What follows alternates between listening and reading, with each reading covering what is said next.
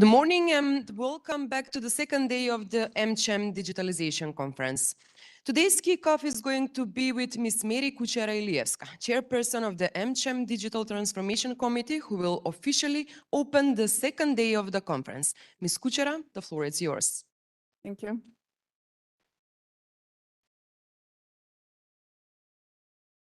Good morning from my side also и добро утро на сите. Драго ми е што сепак се собравме и денес неколку вчера. Вчера имавме навистина успешен ден, на првиот ден на нашата конференција за градење на сајбероотпорни организации.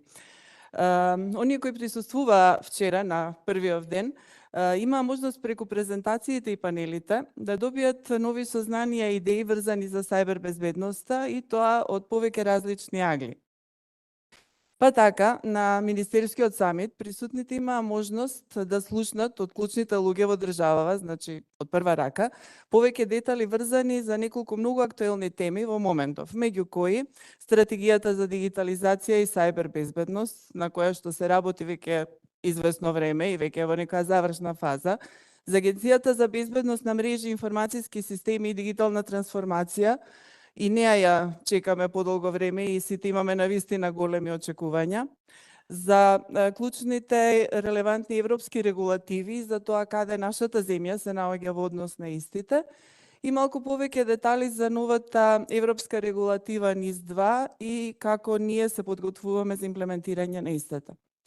Особено интересно вчера беше излагањето на нашиот кинот спикер Емили Хардинг. За жал таа не успеа да стигне во Скопје, иако така беше планирано, па ни се обрати онлайн.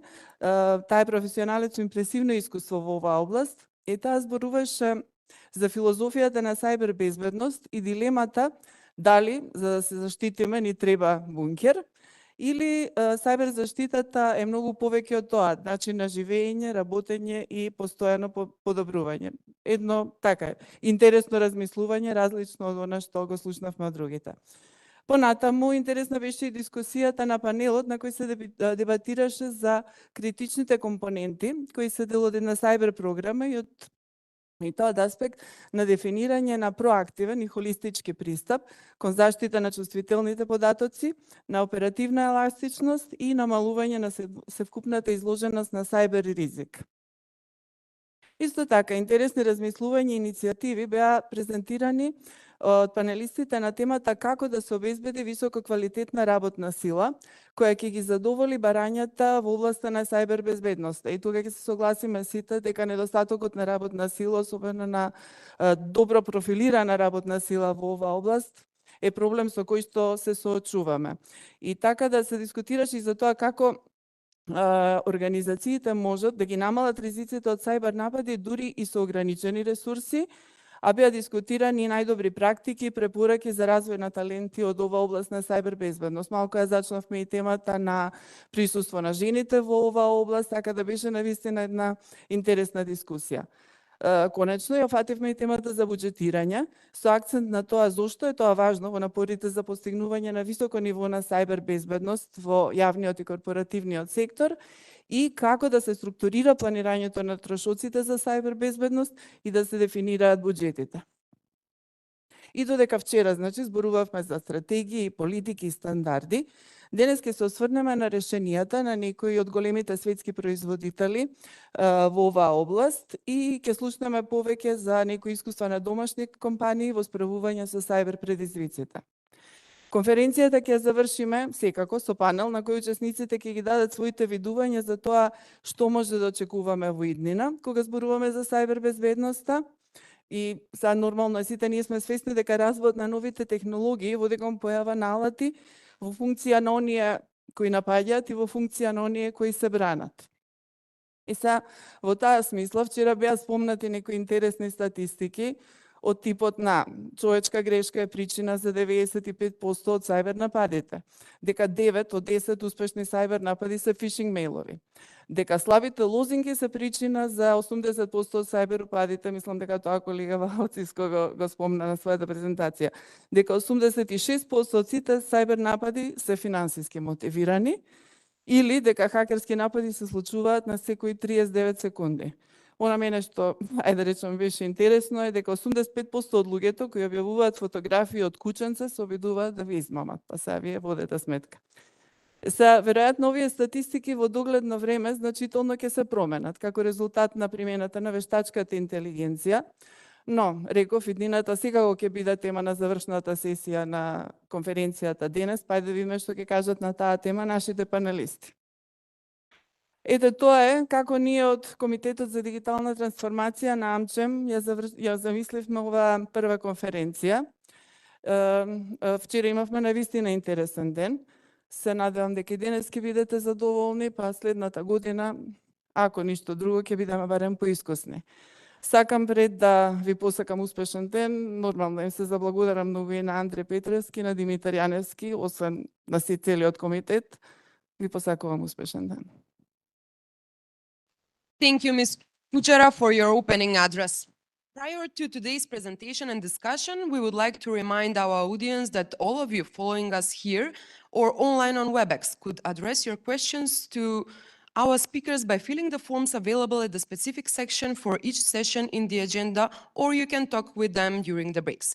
And now, we would like to invite Mr. Senat Aruc, founder and CEO of Imperium.io, to help us get a better insight into the regional cybersecurity state of play. Mr. Aruc, the floor is yours. Okay, so dobro jutro, good morning. I don't see my slides on the... Yep, so yeah, I think that I'm the luckiest one here because I can speak in 4 languages. Yeah, so, but I'm going to stick English because, yeah, cybersecurity is always by default English. Yeah, so thanks for having me here. I'd like to thanks for the AmCham committee, Miss Mary, Andre, and all the guys here who supported me to come here. So a little bit about myself. I'm a Macedonian, yeah, from Gostivar actually, but I'm living in exile in Europe for 15 years, like a cybersecurity expert. So usually I do a lot of research and I do a lot of conference speaking about my research articles, but today there has been a request from the AmCham team to go something more different and to speak about the regional stuff, what's going on here. And like a guy who started his career here in Macedonia and then moved to the Europe, so I know very well, you know, what is happening in this region. Like a guy who, you know, published a lot of hacks in the past, especially about the government and stuff like that. So I know how we in Balkans thinks in regarding of the cybersecurity. My agenda, I have 20 minutes. Usually when I'm speaking, I'm getting excited, so I'm speaking very fast. So you just raise your hand and, hey, slow down. You can say that because cybersecurity is always an exciting thing to do. You know, a lot of people are asking me sometimes, but I do 200 flights per year, and a lot of people are asking me, hey, Senat, you know, it's enough, you know, you need to stop. I say, okay, I think that we are the few luckiest one in the world who earn their life by doing their hobby, okay? My hobby is, even if I don't do this for money, I'm going to do it because that's my hobby, right? So today, I want to speak, first thing is the brief overview about the importance of the cybersecurity, okay? So I have 10 topics here. I'm going to go very fast about the text slides, then I have pictures, and then I'm going to explain you what I mean here. Yeah, cybersecurity is a really important today because we are living on digital world and everything is going digitalized, hopefully, right? So for that reason, the cybersecurity is really important. What are the most 10 important things in cybersecurity? Number 1 is to protect the sensitive information, okay? Why? Because, you know, we like to be on internet, we like to be on social media. Like a companies, we want to move on the cloud. We really like to have digitalization, or like a countries, but at the end, we need to have a very important challenge to protect the sensitive information. Number 2, to prevent data breaches. Okay, I know that prevention is not going to work always, right? But there are most important best practices that we can do to prevent the data breaches. I'm not speaking about the 0-day, but I'm speaking about the normal ones. Third one is the privacy, okay? Like a cybersecurity expert, I used to receive every day in the past calling from friends, family, colleagues, hey, my daughter, she just published something on internet. Hey, my daughter, she was just texting with her boyfriend and the pictures end up at the internet. I was heavily involved on this. When I used to live in Italy, I was a member of ICARO, a cyber abuse foundation, where we were traveling every week in different schools to present cyber bullying, cyber abuse, and how to protect the kids from this one. So again, it's really important. The privacy is really, really important, especially if we are parents or we are cybersecurity professionals. So this is really, really important. Number 3, reputation. In cybersecurity, reputation is number 1. Okay, and this can affect you personally if your things get hacked, or it can affect your company or your government. Okay, yeah, yesterday we had some government institutions, government speakers here. They spoke a lot of cool things, a lot of too good to be true things also, right? So I hope that we can do that. Economic stability, this is really important, right? I mean, today everything is tied to the cybersecurity because everything is connected, right? So, I mean, you cannot buy, you cannot sell, you cannot fool your car if there's something is wrong with the cybersecurity. National security is important. Protection against the cybercrime, okay? This is also very, very important. This is where the government steps in. I know in Balkans, when you report a cybercrime, nothing going to happen, okay? And this needs to be changed, okay? Securing the Internet of Things. This is also very important because, yeah, I see a lot of people here wearing smartwatches, phones. Everything is IoT today, right? Your fridge, your house, everything is IoT today. So we need to think about that. Especially, in Europe, right now, a lot of Chinese IoT cloud providers are blocked, vendors are blocked, so this is happening. Because that's, I see IoT like an intelligence service within all of our homes, okay? Because somebody controls them. That's how it is. Compliance and regulatory requirements, right? This is really important. I mean, yesterday I was here, listening like, we like a country want to have a cybersecurity strategy for our country, which is fine. And then I'm hearing that we don't have a digitalization. Okay, so what is cybersecurity going to protect? My TikTok? No, right? So again, this is really important, right? I mean, at the Balkans, we used to do things reverse. First building the cybersecurity, but then to build the digital governance, right? Which should be at least first one first and the second one second, right? Cybersecurity innovations and development, yes. I'm receiving every day my friends, hey, my son is going to university, he wants to do cybersecurity or IT, right? Why they're calling me? They need to call the universities, they need to call, or their teachers at the school needs to drive them to the cybersecurity and IT, right? So somebody is not doing that, so they are calling me, which I'm more than happy to help them, but this shows that we are not investing on the development. Let's understand the cybersecurity threats. Number 1 is ransomware. This is by the ENISA, by the way. Okay, this European agency. Ransomware is number 1. Number 2 is DDoS attacks. Okay. The number 3 is data thief. Okay, this is statistics by the ENISA. Number 4 is malware. Number 5 is a social engineering. But I can see my time. There is no time. How is my timing? Okay. Number 6, information manipulation. This happened. Time of the elections, time of the manipulation is happening. We need to be careful with that. Number 7, web threats. This is especially for us. They want to phish us, etc., etc.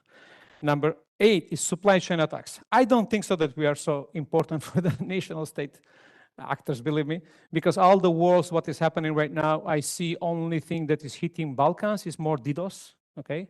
What they're going to do with my BSN number? Nothing, because we don't have an electronic government, right? So it's useless.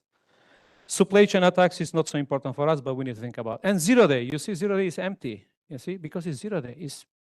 We cannot see it, right? And we cannot protect for something that we cannot see.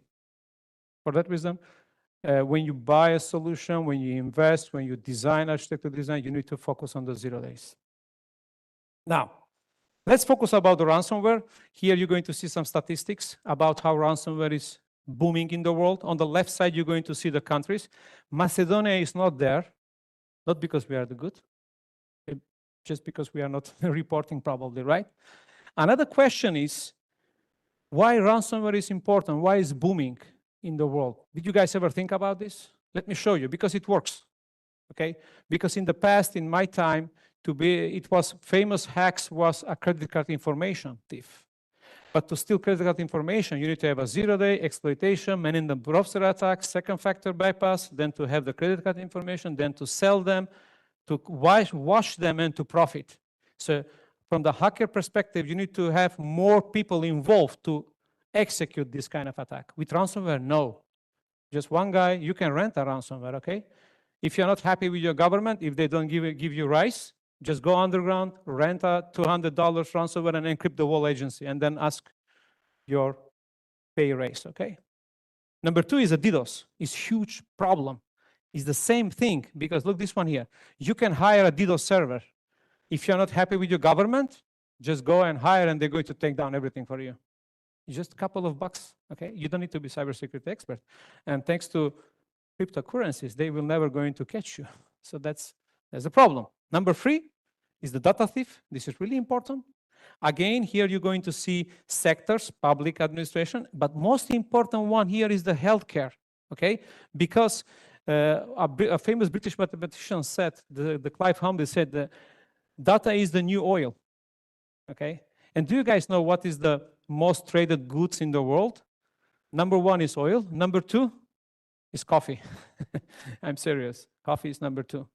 But now, yeah, the data is the new oil. So data and coffee, good for us for cybersecurity experts, because we consume a lot of coffee, right? Now, I want to point out this one here, the healthcare data, okay? The most valuable data in the dark web is the healthcare. And do you know which one is paid $1,000 per data? Is the guy who died and nobody didn't report it in 24 hours. Because he died, and reporting is after 24 hours. You can apply for mortgage, you can apply for everything because the guy is dead. Okay, so this is really important. And what they do, when they grab the healthcare data, then they have a services who reports, who hack some database of died people. So they figure out that somebody died. I don't know how, probably from your report. And they say, okay, this guy died 24 hours ago, or a couple of hours ago, is $1,000. You can do anything you like, because he cannot wake up, right? He cannot check his SMS that he just applied for a credit, right? Or for something else. Let's speak about the measures, right? How is my timing? 5 minutes. Yeah. Cybersecurity frameworks is really important. Endpoint security is important. Network security is important. Data encryption is important, right? Patching is really important. Access controls, assessments, and of course, monitoring and logging is really, really important. What about the best practices for cybersecurity hygiene? I mean, don't take me wrong, but I hope that there is not any feminist, kind things here. Why there is no ladies, right? Well, only men underwear, okay? So yeah, password management is really important. I've seen in the government institution in the Macedonia where the password of the machine is written on the sticker, right? She is logging in on the government. But did you ever see her Facebook password written on the sticker? No, because her Facebook password is more important than the government, right? So we need to be careful about this one. The second one is employee training. This is the biggest dilemma, right? What if we train them and they leave, right? And he says, okay, what will happen if we don't train them and they stay? Then we're going to have a breaches, right? Number three is really, really, really important in cybersecurity. Assume breach mindset. Never think that you are safe, because you are not. It's going to happen. For that reason, you need to have a recovery plan for this. Yeah, a lot of shortage about the cybersecurity professionals. A lot of tools and technologies in place. This is a big problem, because how much we invest on the vendors and tools, the complexity is high. Then we need to invest on these kind of solutions. These are a future, right? These are the trends right now.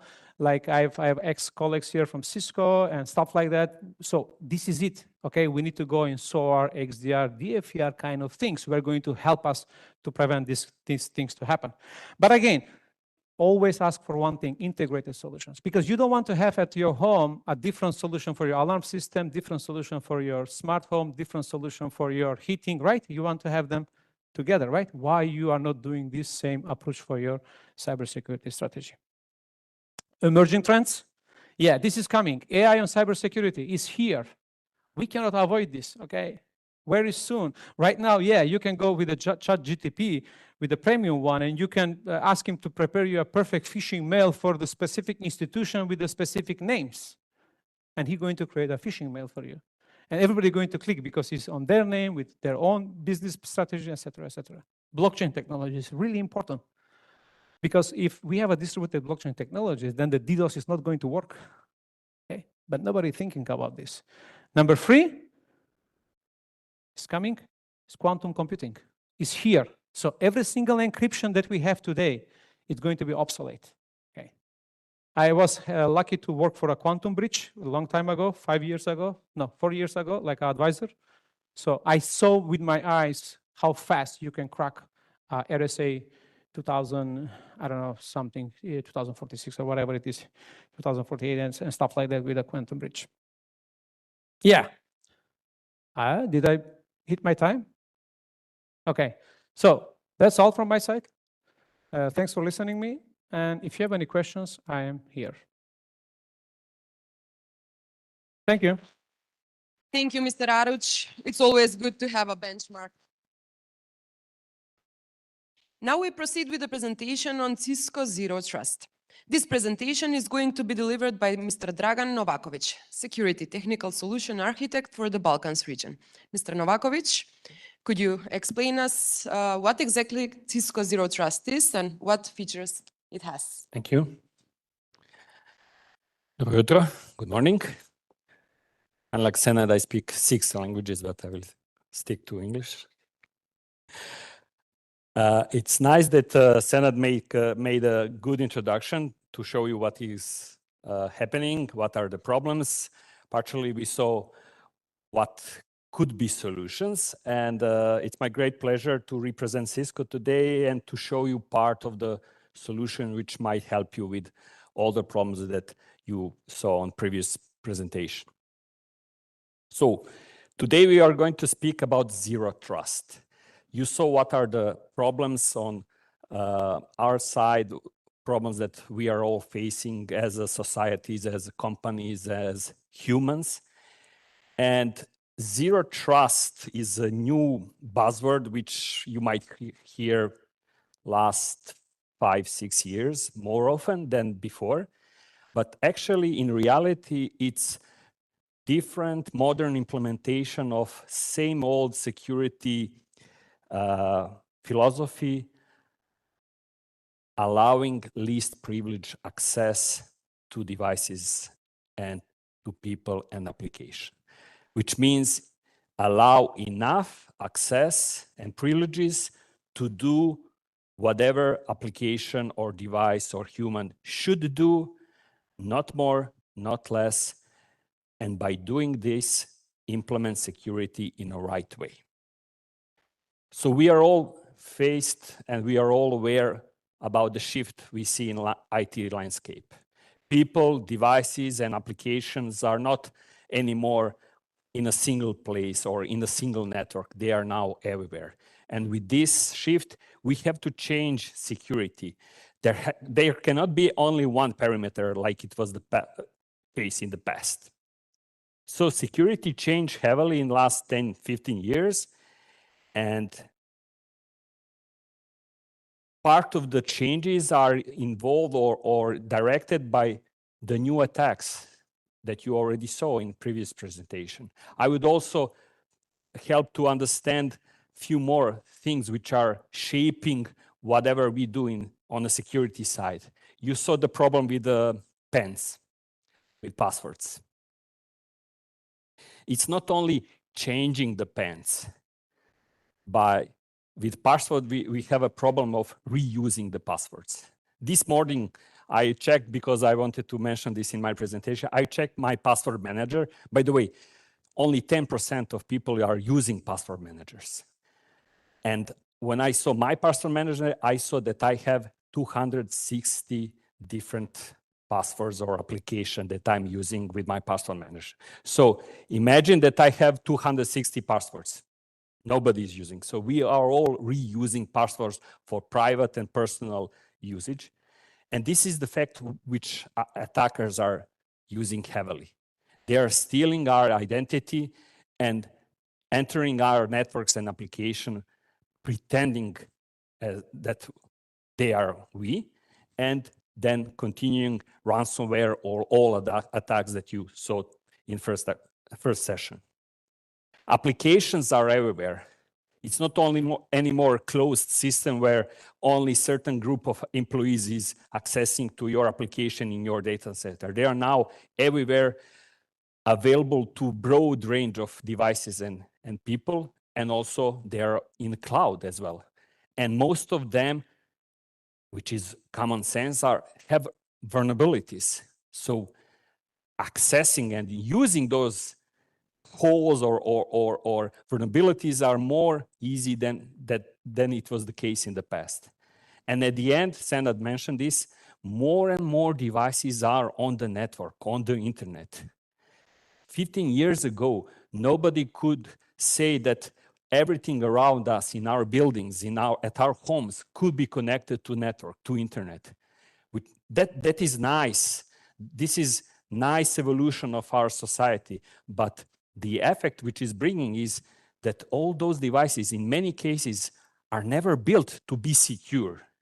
And now, more and more, especially DDoS attacks, you will see by using huge fleet of IoT devices, cameras, personal devices. They are just like PCs. They can be used for attacks. So what to do with these kind of threats and trends we see? We have to implement security in different way. We have to implement zero trust. And for many people and many companies, it can mean different things. For the company and people are focusing on firewall, it can mean, oh, what can we do with firewall? Many things. For companies and people focusing on endpoint security, it is the same story.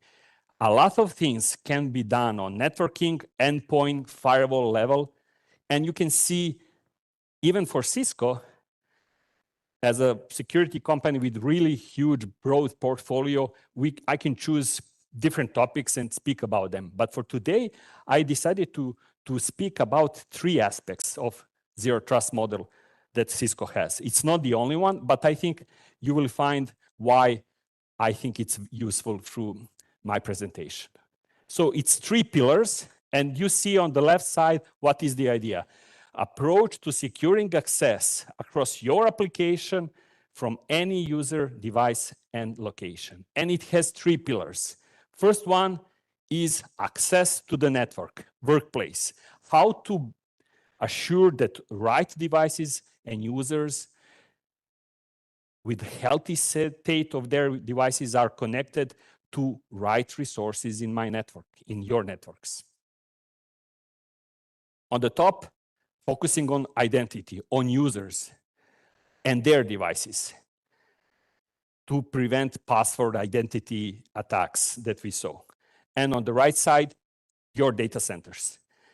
Your intelligence, your biggest value, your crown jewels are in your data center, your data. You have to protect your application, your data. And we will see how in our data centers we are facing with different problems and how Cisco can help you to solve this. For the Cisco folks who are familiar with Cisco solutions, I will now show the names of the products or solution that we will use. ICE is for network access. Cisco Duo Security is for multi-factor authentication and device protection. And Cisco Secure Workload is our premium data center security solution, which we will cover today. So let me start. I don't know why the slide is blurred, but let me try to go one stance and then go back. Engineering approach. So what and how we will solve the problem of network access. We need to know, first of all, what we want to know. We need to know who is attached to our network. We need to have visibility. We need to know how cameras, printers, users, devices, everything in our network is connected to our network. And not only how they are connected, but what they can do on the network. It's not the same when you go to your network, or even, let's say, in this kind of hotel. We are guests here. We don't have access to whole network of this place, right? In your environment, in your company, you're an employee. You should have access to some resources, but probably not to all the resources. And this is exactly what ICE is helping you. ICE is one of the most mature and oldest Cisco security products. And we called them 10 years ago when we started to develop it, Swiss Army knife, because we integrated 5 or 6 different products at the time, which were related to guest access, profiling of the network, 802.1x authentication, TACAX, radius, everything related to the network access. And we implemented to one security product. And basically, ICE is so powerful radius TACAX server, you can consider it like that, that single device, or let's say 2 devices in HA, can cover networks for whole country. Biggest enterprises, big public sector. And what we want to achieve with ICE and with the rest of the solution are basically 3 main ideas: establish trust, enforce trust-based access, and continuously verify trust. It's not like I'm checking you now, and for the rest of the day, you can do whatever you want in your network. It's not the case. So first, how we are establishing trust? By classifying, verifying who wants to be connected to my network. Then how I'm going to enforce my policy? By talking to the Cisco, and not only Cisco networking smart devices, but mainly the biggest advantage you will see when you have Cisco networking devices in your networks. And then with the rest of the security products, which I am going to explain you, we can continuously check what those devices are doing on your network. And in case we see some suspicious behavior, lateral movement, maybe a few days ago, later, or a few hours later, we can say, okay, you were okay at the beginning, and that's why I allow you to enter in my network, but now you're not okay anymore, and I will do some kind of sanctions on your network access. So let me show you how we do first thing, how we establish trust. We are basically speaking with ICE to Cisco networking devices and detecting who is connected to our routers, switches, wireless devices, data centers. We are using different probes for classification. We are using networking traffic coming from those devices to detect and to show you, okay, these are printers, these are cameras, these are user devices, these are IoT devices on my network. But we do not collect this just to show you as a statistic and inventory. We are doing this to enforce later on trust-based policies. And on top of regular networking parameters, we can use different classification tags, because the new normal is to create policies not according to IP and port numbers, but according to tags. This group of devices, user groups, we don't care about specific printer in some cases and his IP address, but we care that this printer can do his service and nothing else. And this classification part of the solution is helping us to easily create those kind of policies and enforce them. So the basic idea of this part of the security is network segmentation.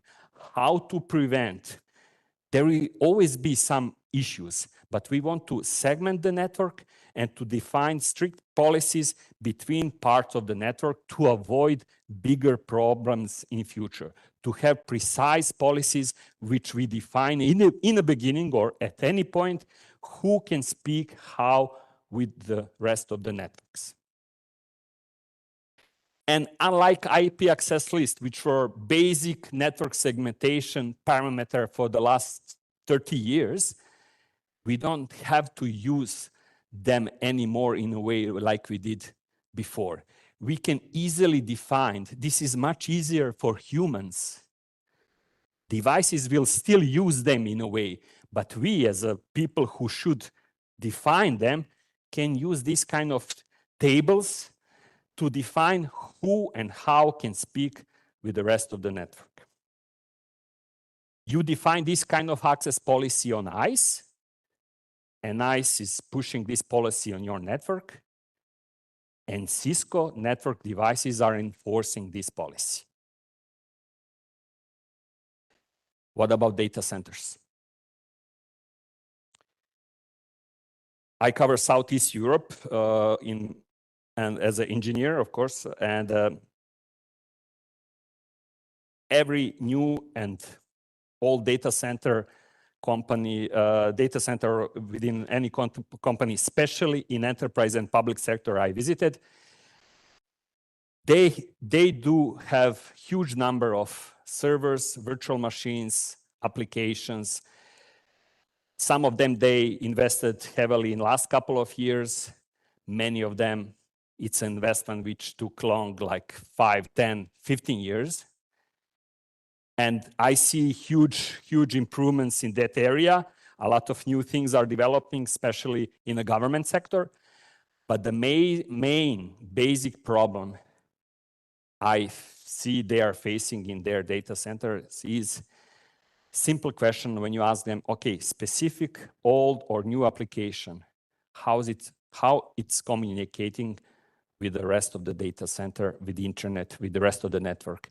What, even when they develop new application, and when we ask as a networking and security folks, developers, what do you need for your application? Do you know what is the answer we always get? Everything. Which ports should I open? Open for now everything. And we will tell you later on if something needs to be closed. And does this happen ever?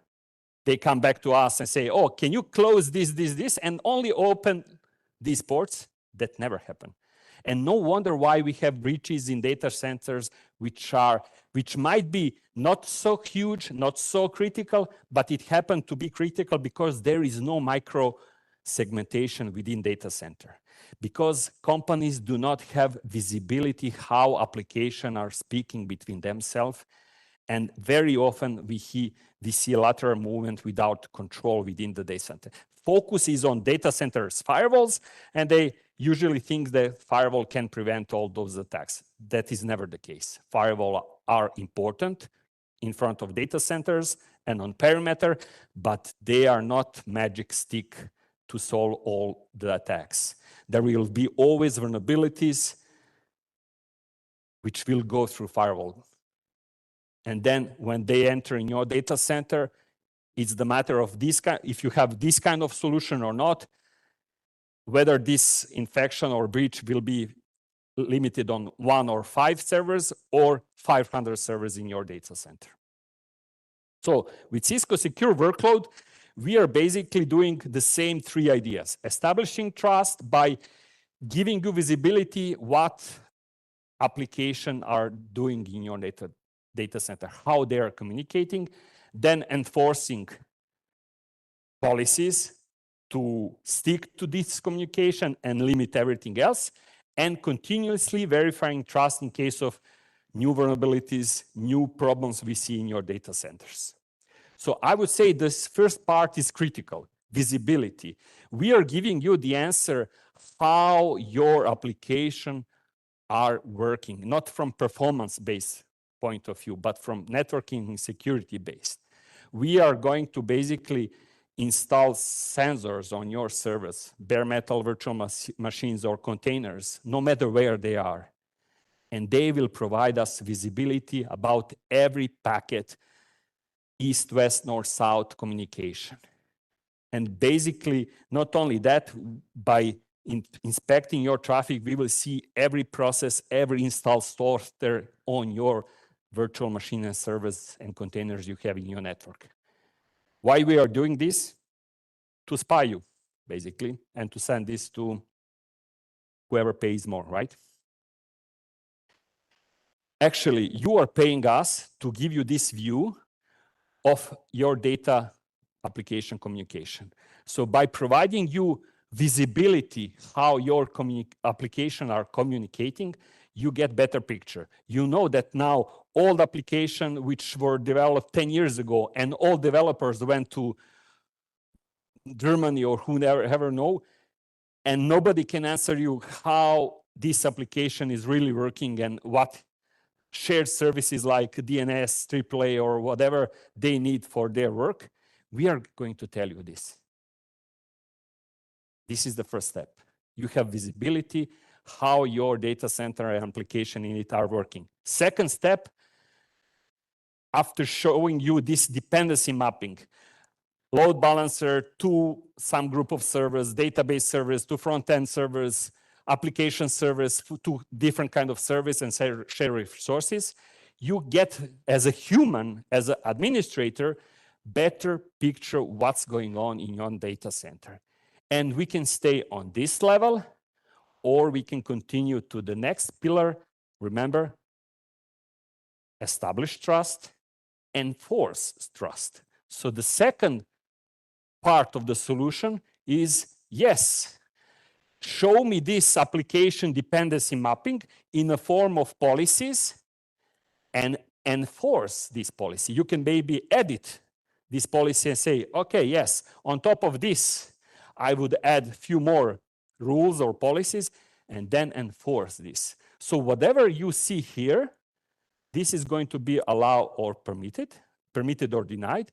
And everything else, usually at the end, is the implicit denial or implicit permit. It depends on your choice, whether you are blacklisting or whitelisting type of policies. Alone, without this kind of solution, you will be never able to do this. Never, ever. No matter if you have hundreds of engineers in your network. And just like I mentioned for previous solution, we are allowing you or your administrator to forget about IPs and ports.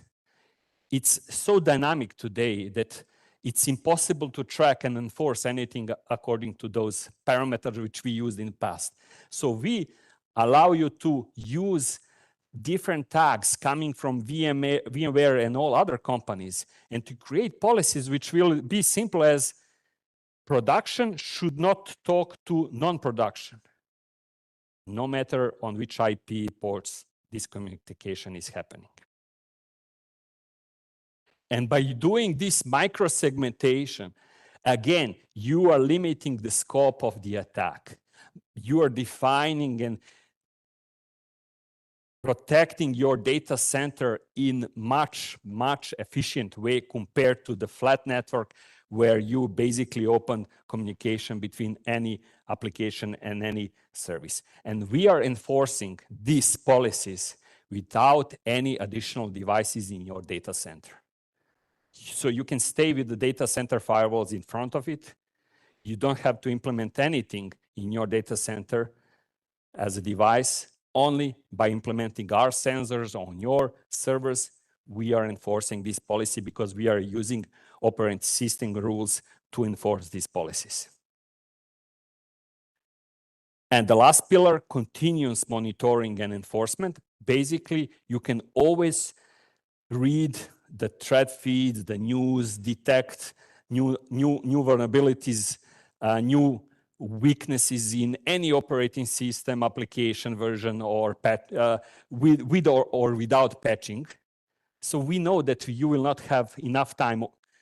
There is always issue with patching.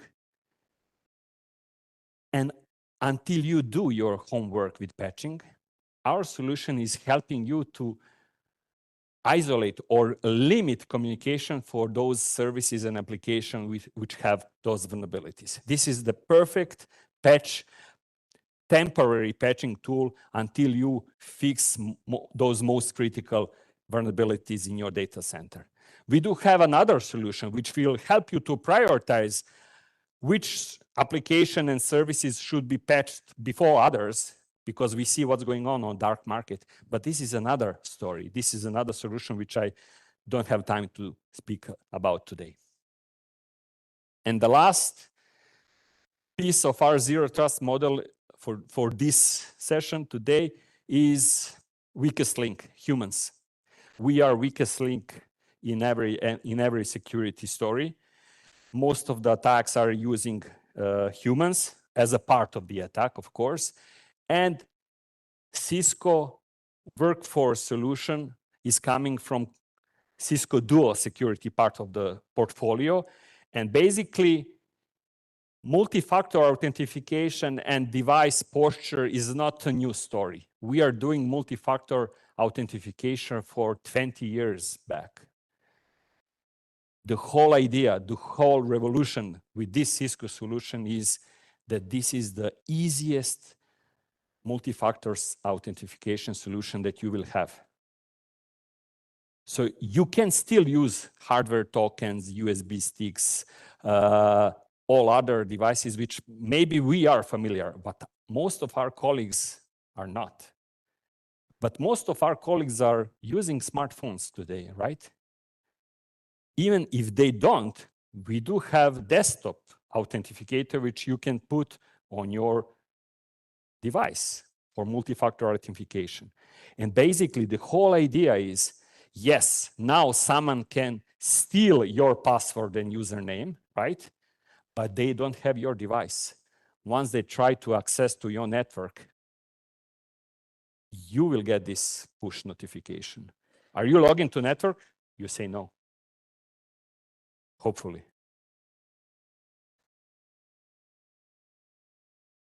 We do have broad options for authentication, not only mobile phones. We can use more or less, today in Cisco, we use passwordless. In order to not use password at all, we use biometric solution, which most of the laptops today support. Mobile passcode, phone, SMS, time-based, hash-based one-time password tokens. All other modern authentication methods are here. And on top of that, we don't only check users, we check their devices and the health of mobile devices and access devices like laptops and all other desktops. So basically, the part of authentication today is not only, are you Dragan Novakovic and do you type the right password, but in which state is your device which you are using to access the network? Is your firewall enabled? Do you have endpoint security agent up to date? And many other checks that we can check before allowing you to enter your network. And basically, one part of this solution is to be easily accessible and understandable to humans. So look at this message. You are entering the network and you get red warning. Your computer software is out of date. You will be blocked in 5 days. This is the way for health improvements of your devices by not involving IT department in your companies. So since we are using Duo in our networks, Cisco IT administrator have much easier way to force me and my colleagues to keep my and all other application laptops up to date. Because if I don't update my device in 5 days, I will not be able to work. And 5, 7, 15, 55 days, it's up to administrator to define. You get warning, you need to be patched. You have 2 weeks, enough. I don't have time now, next. I'm in enter, but I know in 2 weeks I will have to do it. So this is really improving hygiene of our devices. On top of hygiene, we also check location. We check from which networks we are authenticating and trying to access the network. And last year, we also introduced something which we call risk-based authentication. So when I'm here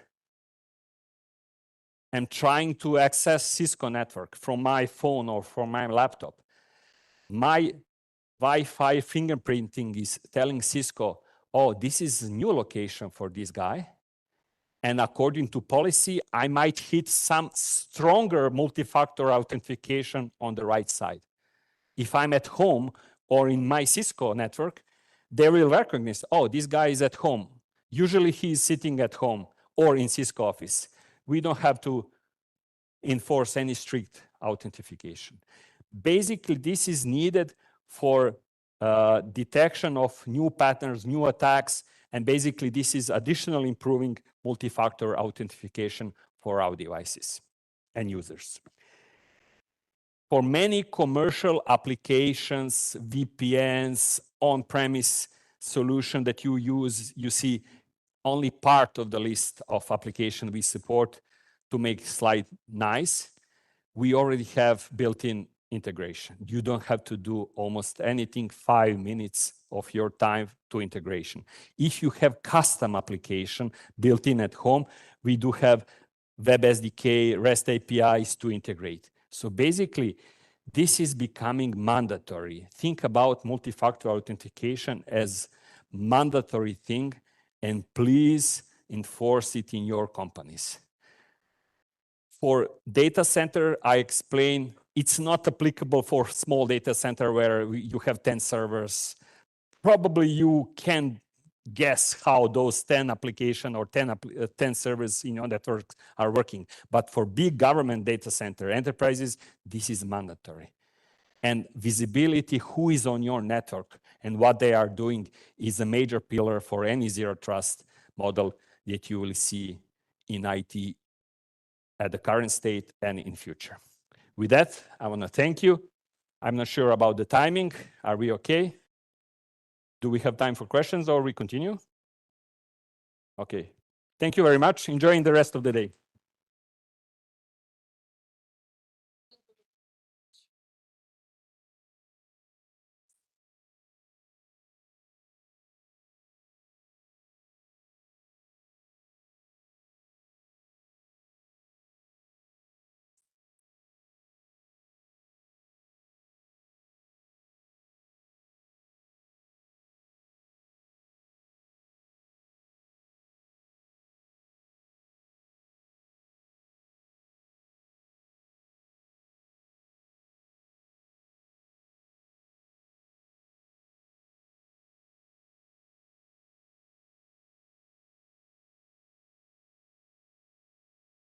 Да ви се заблагодарам на сите присутни и исто така да се заблагодарам на AmCham за организацијата на овој настан и за можноста што ни ја дадоа да бидеме дел од него.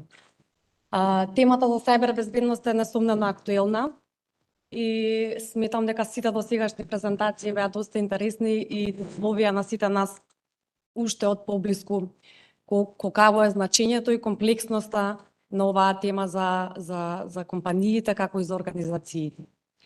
Накратко, во нашиот fireside chat со колешката Сонја, ќе се обидеме да ви представиме што Европската банка за обнова и развој прави за да им помогне на компаниите да се соочуваат со овие тематики и проблеми.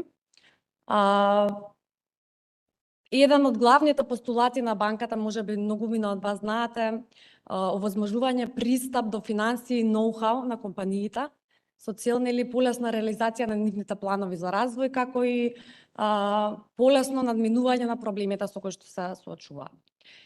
Една од алатките преку која што им помагаме на компаниите е нашата програма за кофинансирање на консултантски услуги од различни области, меѓутоа и од областа на дигитализација и сајбер безбедност, која што е една од главните насоки во кои што сакаме да се движат нашите компании и банката се залага силно на овие теми. Програмата ја постои во нашата земја повеќе од 10 години, меѓутоа имаме и регионална пракса и преку досегашното искуство имаме препознаено дека компаниите и доколку се спремни или доколку се свесни дека им треба помош да се справат со дигитализацијата и со сајбер безбедноста, сепак неретко тие немаат собствени ресурси за истото. Имаат потреба од екстерна консултантска помош. Токму и за тоа е намената нашата програма, да ги спои компаниите со таквите консултанти и да го кофинансира, односно олесни, да речеме, почетниот трошок за пристап. Можеби Сонја ќе може повеќе детали да ви каже во однос на критериумите, во однос на целата програма, како функционира и така натаму. Значи, како што кажав,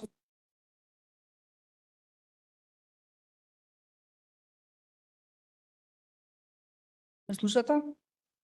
Соработуваме со мали и средни компании во нашата земја. Долго време постои нашата програма. Тука гледам познати лица од компании или од консултантски фирми со кои што сме соработувала. До сега поддршката што ја даваме, освен во дигитализација и cyber security, во најразлични области соработуваме со компаниите, поврзувајќи ги со експерти во одредени области, затоа што на една компанија и треба надворешна помош во нејзиниот развој во различни области. Така што соработуваме со компаниите при градење на нов бренд или ребрендирање, истражување на пазар, истражување на потрошувачки навики, правење на комуникацијски и маркетинг стратегии. Потоа со нив соработувам исто така и за креирање на бизнис планови, физибилити студии во моменти кога планираат експанзија и проширување на нивниот бизнис. Од особен интерес ни се исто така и проекти за енергетска ефикасност, која што е тема за бизнисот воопшто. Така што ги поврзуваме компаниите со експерти во оваа област за да подобрат нивната енергетска ефикасност. Исто така, важна тема на која што сакаме да работиме со приватниот сектор е и заштитата на животната средина, во подобрувањето на менаџирањето. Многу компании, не само во нашата земја, туку регионално, се во собственост се семејни бизниси, каде што веќе втората или пак третата генерација доаѓа во управување, така што помагаме на компаниите да ги подобрат вештините во управување и во полесно преминување или подобар succession planning на нивниот бизнис. Дополнително со компаниите соработуваме и во подобрено финансиско известување, во човечки ресурси, поставување на middle management, значи во секоја област на работењето на една компанија во текот на нејзиниот развој. Тука би застанала, можеби Марина може да каже малку околу разните програми и иницијативи што ги имаме како жени во бизнис и слично. Да. Во принцип програмата е отворена. Програмата е нели отворена за сите локални компании во различни области, како што кажа Сонја. Имаме специјални иницијативи кои што нели не значат дека само натаму сме насочени, меѓутоа има различни критериуми за компании кои што се водени од жени или во млади во бизнис, бидејќи како и дигитализацијата, така и инклузијата е една од приоритетите на банката со која што се бави. Би сакала малку можеби практично да им доловам на компаниите како изгледа процесот, нели доколку сметаат дека можеме да им помогнеме со кофинансирање на консултантски проект. Процесот е едноставен. Ние заедно со колешката Сонја и колешката Тања, која што седи тука, ги водиме во секој чекор, нели оној технички аспект кој што е како што е процедурата во нашата банка. Процесот започнува со едноставна комуникација и ве охрабрувам сите на кафе паузата да ни се обратите и да ви кажеме понатака како се аплицира и кои се првичните чекори, да речем, компанијата кој што го прави. Сакам да кажам, не е комплексен процес и имаме добар тим кој што ги води компаниите буквално во секој чекор. Интересно исто така да се каже дека во последно време навистина се забележува и во Македонија и во регионот дека многу голем дел од компаниите токму дигитализацијата ја препознаваат како една од клучните сегменти во кои што им треба поддршка од надворешни консултанти. Имаме во следната година доста проекти точно на темата на сајбер безбедност во регионот. И интересно е исто така што баш Сонја моментално и во нашата земја работи на еден таков тип на проект. Можем ќе сподели некој детал. Да, како релевантна тема. Мислам дека веќе има една година како соработуваме со една компанија во Македонија, која што пристапи за помош за консултантски проект за cyber security, припознавајќи дека тоа е нешто на кое што мораат да работат. И покрај тоа што имаат тие внатрешни ресурси, им требаше помош од експерти за cyber security, да се направи проценката на моменталната состојба каква е во компанијата, исто така да се направи проценка околу можноста за cyber напади и каков е одговорот на системите во моментот, и исто така да се приложат мерки како да се подобри безбедносниот систем во самата компанија. Исто така, мене ми остави многу впечаток во одговорноста на менеджментот, во смисла дека тие сакаат да ја подобрат нивната безбедност не само заради внатрешни, заради безбедност на нивните системи, туку исто така да заштити безбедност и на нивните соработници, на нивните купувачи, на нивните добавувачи, препознавајќи дека тоа е само една алка во целиот синџир на заштита од сајбер напади. Проектот беше поделен во два дела. Првиот дел беше оваа детална диагностика, вториот дел од проектот е во тек, каде што се развија решенија кои што ја подобруваат заштитата, и исто така во тек се обуки на вработените, затоа што, како што кажа некој од претходните говорници, за cyber security потребен е потребна инфраструктура, но исто така и луѓето, значи вработените во компаниите се исто така многу значени во заштитата на податоците во компанијата.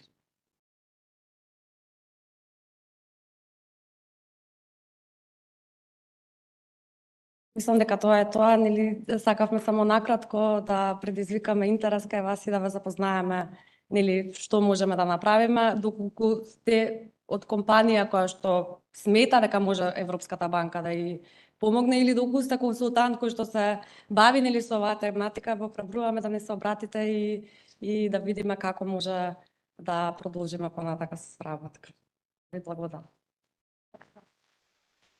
Thank you, Ms. Ingilizova and Ms. Ruben, for your informative presentation. Now we would like to invite Mr. Jakub Kiedrowski, Digital Transformation Specialist at EMEA, to share with us his perspective on different angles of security data by Oracle. Thank you very much for the introduction. Ladies and gentlemen, I hope you're doing fine. My name is Jakub Kiedrowski. I'm a digital transformation specialist for the Oracle Corporation. I will discuss the different angles of data security today. Unfortunately, I do not speak 6 or 7 languages. I speak only 3 languages, and none of them is Macedonian, so I let myself to stay with English. So shortly, agenda, we will start with a short introduction of the company for those who didn't work with us before, or for those who associate us with the only database company. I would like to drop a little surprise in here. Then we'll move into the topic, how complex security can be and what does it really mean to be secure. Then security versus compliance. Is the compliant company or institution secure, and vice versa? Then I would set the meat on the bone. So how can we help as Oracle to get you more secure and more compliant? Sensitive data case studies and some call to actions from my side. And I would say that I have the same issue as one of my pre-speakers. If you see that I'm ramping up a bit, please tell me, Jacob, calm down, take it easy, and I will try to slow down. So starting with a short introduction, a lot of you might know us as a main world database provider. We started in 1978 when our founder, Larry Ellison, released the first version of a database, which actually didn't go public. We started publicly with Oracle #2, and gradually we've been implementing the security features, the performance features, the availability features to become #1 provider in terms of databases. Of course, each corporation has to do some kind of acquisition. We are not different than other corporations, so with this time we acquired Sun Microsystem, Apiary, which is the provider of or the biggest, or used to be the biggest provider, now is implemented in Oracle, but it's a provider of IPI solutions, which allows you to connect with different data sources, NetSuite, and the most recent one, Cerner. If anyone doesn't know Cerner, Cerner is the biggest American company dealing with a healthcare management system, with patient data. And what's funny, we are being associated in the United States as a healthcare company nowadays. So who would think that?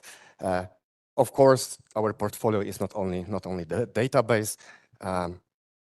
Together with Sun, we've acquired Java. So without Java, the modern internet and the modern application landscape wouldn't look like it looks like nowadays. Oracle Identity Management. So we do care about the identity and accesses. Fusion middleware, something which connects the database with the application layer, and obviously Oracle Cloud. We have over 400,000 customers who already trusted us, and they declared they run their business using different Oracle software. And what is, I think, important to notice in here is that 98 out of the 100 top global companies, they declared they also work with Oracle to some extension. So that only shows the trust that we get through the years. Talking about the cloud, we have 46 regions all around the world. For the last 12 months, we have invested 8.7 billion into the securing this data center and in spreading them around the world to allow you, dear customers, use our services wherever you want to and expand in a safe way. What is important to mention in here, you can see the Microsoft sign in there. No, this is not a mistake. Microsoft is not only our competition, but Microsoft is also our great partner. We allow our customer to use our database in our data center, the application layer on a Microsoft data centers, and connect these two without any delays visible for the applications or the users. So you can use the best of a breed in both data centers. Okay, but jumping to the topic, that's enough of the introduction. How complex the security can be, and what does it mean to be secure? Please don't hate me for that. That's pretty much trivial in here. But why do we even care about the security? We need to continue our business, right? Obvious, I'm not gonna dig into that. We need to take the profits. It especially applies to the commercial companies. We need to have a trust. We need to be trusted inside of an ecosystem, and trust is one of the most important assets nowadays. And of course, compliance. We tend to hate compliance, but compliance is here for some particular reasons. We have a different type of compliances. It can be compliance on a company level. It can be compliance on the national level. It can be compliance on a multinational level. And all these compliances, they are here to allow us to continue our business, to get a profit, and to be trusted around our ecosystem. So what are the threats that are awaiting for us in there? We have natural disasters, right? And I don't think I have to recall any examples. We are living here in a seismically active region. We had the floods at the beginning of this year in Slovenia. And as far as I know, because you might wonder that why I'm even noticing that, right? As far as I know that our digital infrastructure doesn't really like to swim. They're not water friendly. We have political changes, and these political changes can also bring some instability. It can bring some riots. It can bring some changes in compliances, and we have a physical security. And physical security is, of course, obvious thing. We cannot imagine the country without protecting their borders. Try to imagine the bank which is not really protecting their treasury. Guess what's going to happen in no more than 5 minutes, right? We have a threat against endpoint security. So mobile phones, laptops, desktops, and all of this connects to the servers and the data centers. I think it's really important to mention, especially in days of a bring your own license, bring your own device, or thinking Oracle way already. Bring your own device. We have a lot of devices coming into the public institutions, into our companies, connecting to our network, bringing different kinds of the threats which will attack our servers and the data centers. And the threats against network security, we had our friends from Cisco before. I think they actually covered the most of it. I'm not going to pretend to be an expert in here. We have a lot of the threats against that. They were named before. We cannot imagine continuing our business and taking profits if we cannot communicate with a world, or if someone will literally cut our communication cables, right? That might be tough to communicate them. And threats against the data. So this is something that we're thinking about a lot since 1979. We have a database, we have Excel sheets, and well, I'm a bit ashamed to admit that, but Excel is still my favorite tool. I use it to share a lot of the information, especially inside of my company. But we hear a lot of the stories, right, about the politicians filling in the Excel sheets with important data and sending them over through the Gmail, right? So not the best idea, but this is how it works nowadays. We have a communication, and we tend to neglect these threats in terms of a communication, in terms of emails. By the way, there is many more ways of the communication. So we have communicators, Slack, WhatsApp, Telegram, and we need to take care of all these sources. And obviously, data in motion. So all the data which is incoming into our company and all the data that is leaving our company is under the threat. And by the way, this is the very popular angle of attack, the data which is incoming or the data which is outgoing. Okay, going into the security versus compliance, is the secure institution equal to the compliant one? And what is security? I think we came to this conclusion already by ourselves. So the practice of implementing effective technical controls to protect digital assets. And we have a different type of these measures. We have a security controls, we have a network, endpoint, and data, everything which was mentioned before. And the compliance. Compliance is the practice of meeting third-party regulatory requirements, right? And this landscape is pretty wide in Europe. We have a GDPR. GDPR focuses on the data protection, on the personal data protection. We have a HIPAA, and HIPAA focuses on the medical topics and the medical research topics. We have a PCI DSS, which focuses mainly on the financial data, especially on the data in terms of card transfers. And there's something which is the freshest one. We have a NIS2 directive. I'm not gonna go into the details of this compliances, as at first we wouldn't have time to do this. And second, there were people who are experts in that already talking about what is required from NIS2.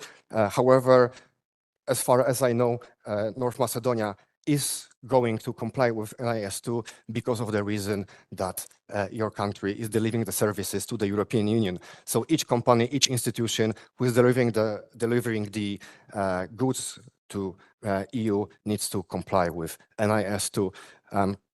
We know what are the penalties for not following them. We have a $10 or $7 million or 2 or 1.4% of global revenue. It depends what kind of an institution are you. And obviously, European Union is going for the higher amount in here.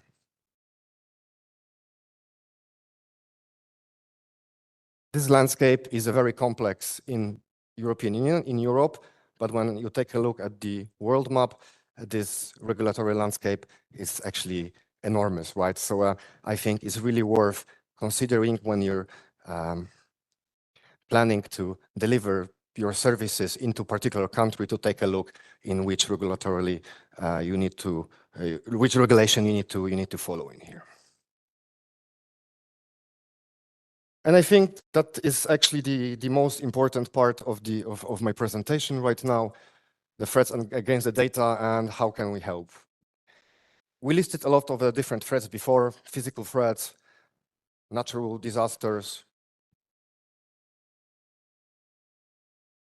We cannot help them with them per se, right? They're not gonna send me, they're not gonna send anyone from Oracle to protect your servers physically. By the way, I'm too skinny to do this. However, we can help you to amortize the potential risk that might happen on this level. How can we do this? We can help you with a business continuity on a many levels that you can continue doing your business. Many companies do rely on data. We heard before, right? Data is in the oil, and that was honey for my ears. I was really pleased to hear it. Data has to be accessible, right? If we do not have access to this data, if our application do not have access to this data, we're simply not going to use it. This data needs to be integrated. We have different branches in our company. We need to be sure that our books, that state of our magazines, the state of our warehouses are the same in all of these branches. When this data is available, when it's integrated nicely, we can think about enabling AI on top of this data and help, well, using it, we can make kind of a data-driven decisions, yes, using analytics, using AI. And by the way, we as an Oracle, we provided the way how to do the analytics for the non-technical people. It's just drag and drop if your data is accessible and is integrated. Data resilience. So we talk about these different disasters, different things that might happen to our data. We talk about the earthquakes, the floods. So if our data is replicated to the different region and something happens, our data center will be flooded. We're still able to use it, and it's very important, especially from the country perspective. This example was mentioned here a couple of times, but I would like to recall once again, and that's the country who actually, or which took the biggest lesson was Estonia, right? Who became a victim of a cyber attack from another country. All the critical infrastructure, or part of the critical infrastructure, was turned off, including banking, including some government services, and then they became the most cyber resilient country in the European Union, learning these lessons. Obviously, the local resilience in terms of the data is also very important, especially for the business critical applications. I think the best example would be 9/11 number. So we cannot imagine that this number not going to function even for 5 minutes, right? So our database, our data sources need to be able to switch from one to another without application noticing that. And of course, data backup. So there are companies who are not so heavy, reliable on their application, but still data is their huge asset. So they should be able, in a case of such a disaster, to retrieve this data, maybe not in a matter of 1 minute, maybe not in a matter of 2 minutes, but in a matter of the hours to come back with their business. We have a lot of external threats. We have a ransomware, we have inside man jobs, data injection, human mistakes, and also we have a lot of the measures, including identity management in Oracle, that can prevent you from this kind of attacks. Obviously, I'm not going to go into the details. We have a security specialist before mentioning this. And compliance and monitoring. And that's something very important, and it was also repeated at the occasion of a couple of presentations today. We really encourage you to go for proactivity in here, right? So very often reacting for the events is not enough. So we in Oracle, we do allow you as a users of our technology to constantly monitor your data in terms of the health, but also in the terms of the compliance. I will show you this a bit later, and of course the data encryption. So even if something happened, even if we are the victim of a inside man or some data injection, if someone steals our data, they wouldn't really care about this, because this data will be encrypted, and this data will be meaningless for the potential attackers. Thanks to all of this, that we can secure our oil. Remember Oracle Oil Guard. We can ensure that you can continue your business. You can take your profits, you can have a trust inside of your ecosystem, and you can be compliant to the different regulations. And I noticed this constant monitoring. This is how it looks like. Those are the criteria that we assess all the time within Oracle using the options embedded into our databases. We constantly monitor for the correctness of a database configuration, for the account management.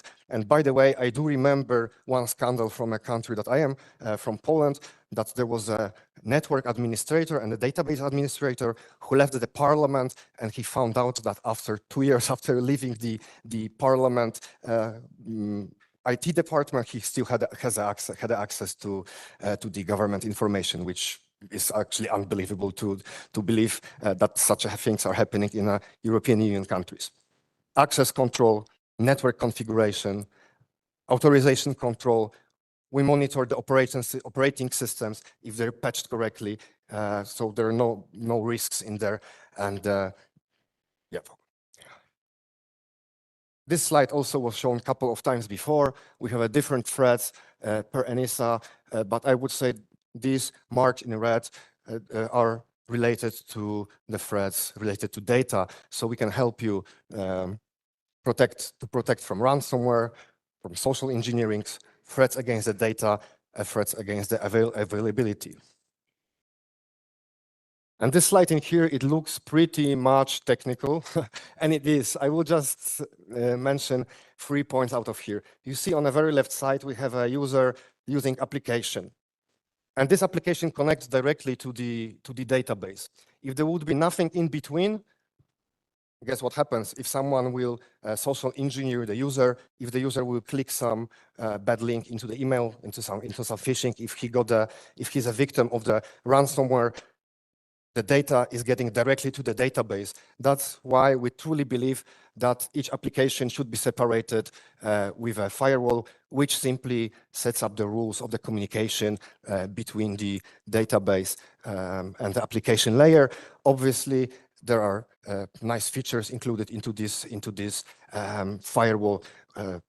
Each event which is considered as a threat raises the alert. Then all these alerts and all the threats analyses are gathered into the reports, and obviously we are able to set up our own policies, right? And what is even nicer in here, what is more cool in here, is that Oracle allows you to set up the policies which are related to particular regulations. So we can enable our database firewall to follow the compliance from NIS2, to follow the GDPR, to follow HIPAA and other regulations that you might imagine. What I noticed, what I said before is it's also very important, is the encryption of the data, and NIS2 requires us to encrypt the data which is stateless and encrypt the data which is in move. Oracle technology allows you to do it in a very easy way. We have the data is encrypted all the time, although it's application transparent. So application can communicate, but if someone will hijack the data in a between of the communication, this data will be meaningless. And I would like to point out one more thing. These are the test and development environments, and these are being neglected very often, right? We build some application, we create the test database, we test the application, we move it on a production, and we forget about it. And what happens when we forget about it is resides on our servers, it's not being patched, it's not being updated, it's not being placed in a secure environment, but very often it uses the real-time data. So you can guess what happens if you're not patching your database, and the hackers already know vulnerabilities in terms of the old patches.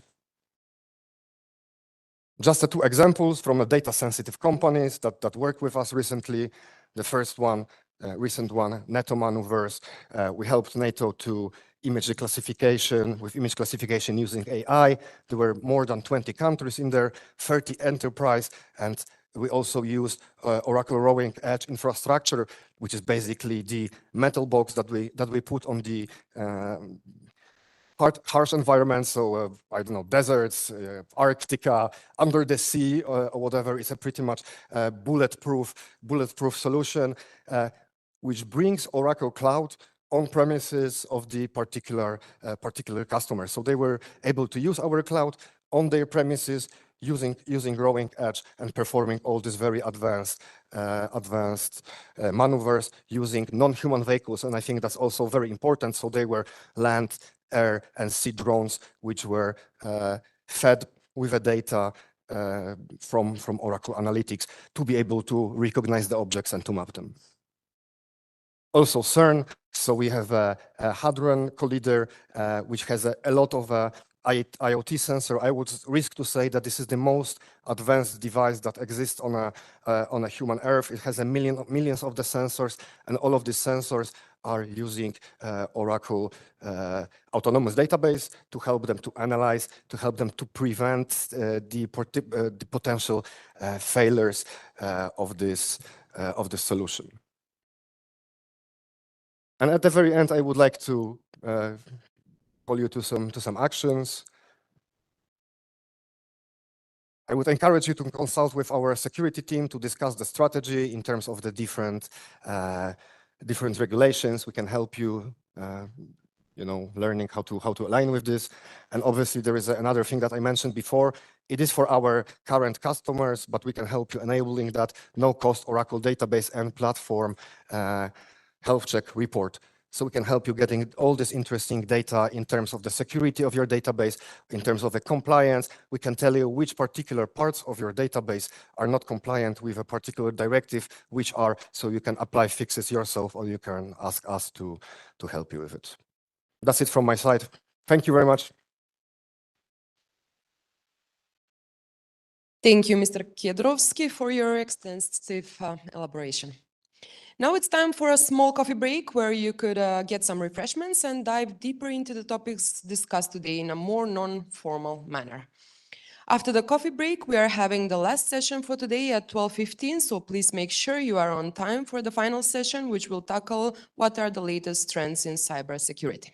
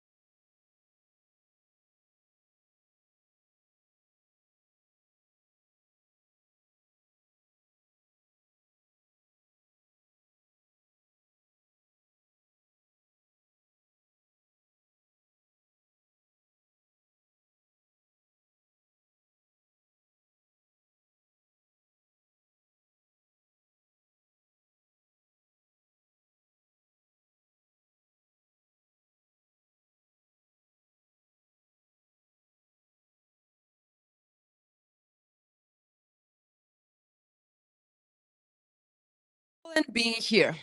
Let us introduce the last but not the least panel for this year's Digitalization Conference. During the NLB panel, we are going to explore what is next for cybersecurity, together with Atanas Mishev, professor at the Faculty for Computer Science and Engineering, who is going to be the moderator at this session, as well as our distinguished panelists. Mr. Igor Davchevsky, CEO at NLB Banka, Mr. Azem Yonusi, Chief Technical Officer at Itonix, Mr. Senat Aruch, founder and CEO at Imperium.io, Mr. Branko Primetica, partner at Cedars International, and Mr. Alexander Pavlovich, Regional Sales Manager at Cisco. Gentlemen, the floor is yours.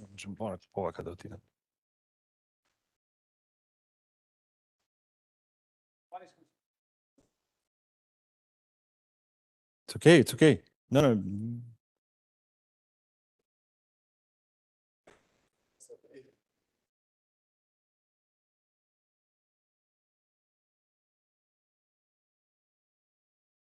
So shall we start? I hope that you can all hear me. We have arrived at the final event of this very important conference organized by AmCham North Macedonia. And of course, the best way to conclude is to try to get a glimpse into the future. My name is Anastas Mishev. I'm a professor at the Faculty of Computer Science and Engineering in Skopje, and I've been honored by the organizers to chair this panel titled What's Next in Cybersecurity. We have excellent group of panelists here with me today. We have Igor Davchevsky, the CEO of NLB Banka, the sponsor of our panel. Next, we have Adem Yunuzi, the CTO of Altonix. Next two panelists you already met, as their keynotes were in the previous 2 days during the conference. We have here Senat Aruk from Gatewatcher and Branko Primetica from Cedar International.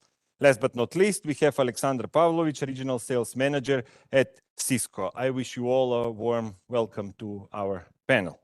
To give a little bit of a context to today's panel, I would like to say a few words. The last couple of years have changed dramatically the way we work and live. They've been filled with challenges, changing the way especially we do our daily activities, work, studies, etc. We have become very reliant to the information technologies because we started to work from home. But being reliant on information technologies, of course, makes us more and more susceptible to cyber attacks. Physical wars are raging across the planet in several locations, and they have also much deeper conflicts in the cyberspace. Everybody's life is a constant threat today, starting from modest script kiddies who are just testing and doing the things for fun, all the way to the shady cyber criminals and cyber terrorists. And as the race between the blue and the red is just picking up the speed, the new technologies such as the quantum computing, the generative AI, and many more are constantly being developed. Mastering these technologies and using them for the benefit of enhancing cybersecurity is of utmost importance. We will have today with our panelists a discussion on what their vision of the future of the cybersecurity is. We'll try to give 2 rounds of questions. Each of the panelists will have around 5 minutes to answer the question, and then depending on the time at the end, we might have some open discussion. So I will start with the first set of questions, and I will start with you, Igor. Considering the rapid evolving landscape of cybersecurity, how do you expect the future trends in cybersecurity to influence the development and launch of new financial products coming from a bank? Especially, how do you plan to align the strategic planning and products development efforts to ensure that emerging cybersecurity challenges are proactively addressed, especially in regards to payment services and systems that all of us are becoming more and more dependent? Thank you for the question, and I'm really glad to be a representative of a bank institution which is sponsoring this kind of panel event, and we will do that in future. In 5 minutes, I can answer this question because this actually is my prime specialty. I'm coming, my background is IT, but I'm coming from payments in the banking business for 20 years. I was working in payments, and 5 years in the last 5 years, I'm CEO of the bank, dealing much more with IT. I cannot say a lot about cybersecurity trends more than the experts here. What I can say is that what I was facing with in the last 5 years is rising the awareness all across our institutions, and wherever we can to raise the awareness about the cybersecurity, the cyber threats. So in order to speak what is next, I would do a bit of localization.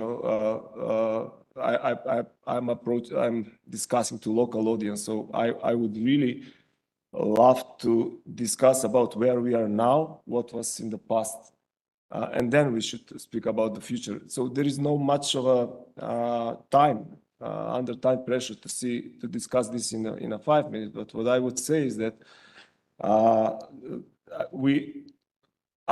I am a bit harsh on our business community on this topic. I'm sure that we don't understand the IT technology in general and the possibilities which the technology can bring to us. And on the contrary, we are relying on the technology a lot. You can imagine the banks. We cannot open the day if our system are not up and running. We cannot offer every single service through mobile electronic banking if there is a possible of some security threat which can be misused, because the banks represent trust. And if if this trust is a bit is shaken, then we can close our doors. We can say goodbye to the I would say to this local economy, even which is funded from the banks. More than 80% of total assets is banking assets. It's the economy is down. That's why in public usually there are some discussions. You know, these are the bankers. They are just full with money and full with profits. But unfortunately for this economy, banks are one of the most important companies which have to deal with their own development plans and investments, which very much rely on the investments in IT. Investments in IT means cybersecurity, IT security, network security, infrastructure teams, development teams. Investments in IT are with millions of euros per year. This is only CapEx. I'm talking about only investments. If we fail to do that, we will endanger the whole society. Each and every bank in Macedonia, there are 12 at the total number. So if we are not looking that seriously, the problem is much bigger than one bank or one company. What we are doing with we have to ask ourselves how many security people we have in our company. How many do we have written procedures, incident management? Do we follow them as diligent as we should? What is the patching status? What is the vulnerability scanning? The penetration test? This is very huge amount of effort and money, and in past and still do. I know many companies which are completely relying on a vendor. So I have some vendor. He's helping me with my problems in IT. This is a vendor. They can do whatever you want, but you have to know what you want. This is the thing. So building the capacity in the economy, using the information technology for good, is the prime investment we should do. I'm very glad about EBRD panel that there are funds on the market for that also. I heard that's also good. Not good, but it's precondition. This is one of the most important thing which we have to stress out because biggest risk in let me say just I will try to respect all the other part of the economies, but in banking, the biggest risk is cyber risk. We know how to deal with credit risk. We know liquidity risk. We were doing that for hundreds of years. The banking experts. But we treat cyber risk as the highest risk in our existence, and that's why we are investing and focusing on that a lot. What's next? Much more investments in the security, in functional security, not just like carpenters. This is my favorite word. We are. When I say we, sometimes I'm mixing the institution and economy. So we are, as a whole, as economy, as a Balkan region, we are great carpenters. Usually, we need some architect to guide us. And I really, I'm favor of transforming the mindset of the business leaders in the favor of using the consultants more and more to drive the business towards the future, because we don't know anything. We should use others' expertise, knowledge. We should stick to EU as much as we can and go in that direction. I haven't checked the time, so sorry if I was too long. Thank you. No, thank you for painting this very important picture on what's the risk to especially to the finance sector and the importance of the banking sector for the whole economy, especially for small economies like ours. Let's continue our discussion with Azem. Azem, given your background is in a company that's providing integrated hardware and software solution, I imagine that you very frequently get questions from your customers, the companies that you work for. How do we protect our assets from cybersecurity attack in this ever-changing and evolving landscape? Could you share with us some typical recommendations, some strategies for cybersecurity, particularly with the eye on the future development that your company is advising your clients? Thank you for the question, Professor Mishev. I'm honored to be discussing with you today in front of this distinguished auditorium on such important topic as cybersecurity. As you mentioned, Itonix as a core business do have system integration, software distribution, and software production. But with all these maintenance projects and getting this kind of question exactly as you mentioned during the year, I believe that we as a company have built decent security relevancy at the market, and we can respond on many of those questions.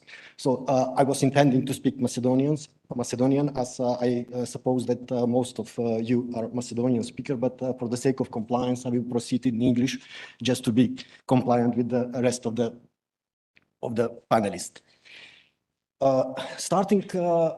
Let's describe what does mean cybersecurity incident or cybersecurity breach. That's unauthorized presence in somebody's infrastructure through compromised identity with an obvious goal to compromise data. What are the two most common attack vectors for adversaries to get in? First, phishing, and the second, exploiting vulnerabilities of the products we do have. Starting from here, we usually start the recommendation with using supported softwares, up-to-date patch to the latest version. Just try to avoid that kind of risk. And for the second risk, for the phishing, what we can recommend aside of mail and URL filtering is education. Educate people to recognize those threats and to properly behave. There is no stronger response to that kind of threat aside of education. We know that we are working with companies in the small and mid segment mostly, and none of them can assume that they will possess some infrastructure will be enough resistant never to experience any kind of breach. Therefore, our advice is start from the very beginning of cybersecurity model story. First, we are recommending our customer to implement layered network architecture and to use layered network architecture to isolate any segment starting from firewalls through internet exposed segment, later on data application management down to identity and access management. And at the same time, they to use segmentation of the network. Why we are saying that? Just because if some adversary get into the infrastructure, we to try at least to, if not to stop them, to slow down them enough, we to have a time to notice that something is happening. As we know that lateral movement and privilege elevation is the main technique how the adversary to the first zero compromised patient are spreading around. We are strongly recommending our customers to use local account password solution just to spread, to try to stop that vector of moving, as we often notice that our customers are using the same administrator password of the for admin accounts of the local machine, and that's one of the biggest threat we have noticed on the market.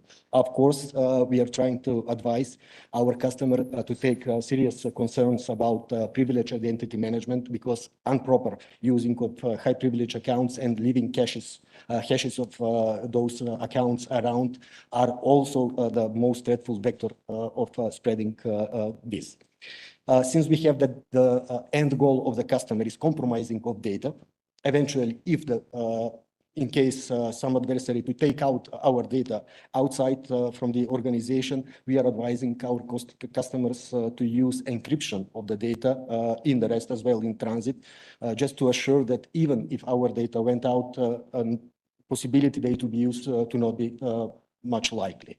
As we know that ransomwares are one of the biggest threats in the moment. For that direction, we are advising our customer for BCDR solution, they to have at least a functional and proper backup strategy. We are offering in our portfolio some quite good backup solution, which can provide backup by rule of 3 and malware protected. So we have a chance if our data assets get to be locked during that compromise, we to have some reasonably cheap way how to retrieve those data back.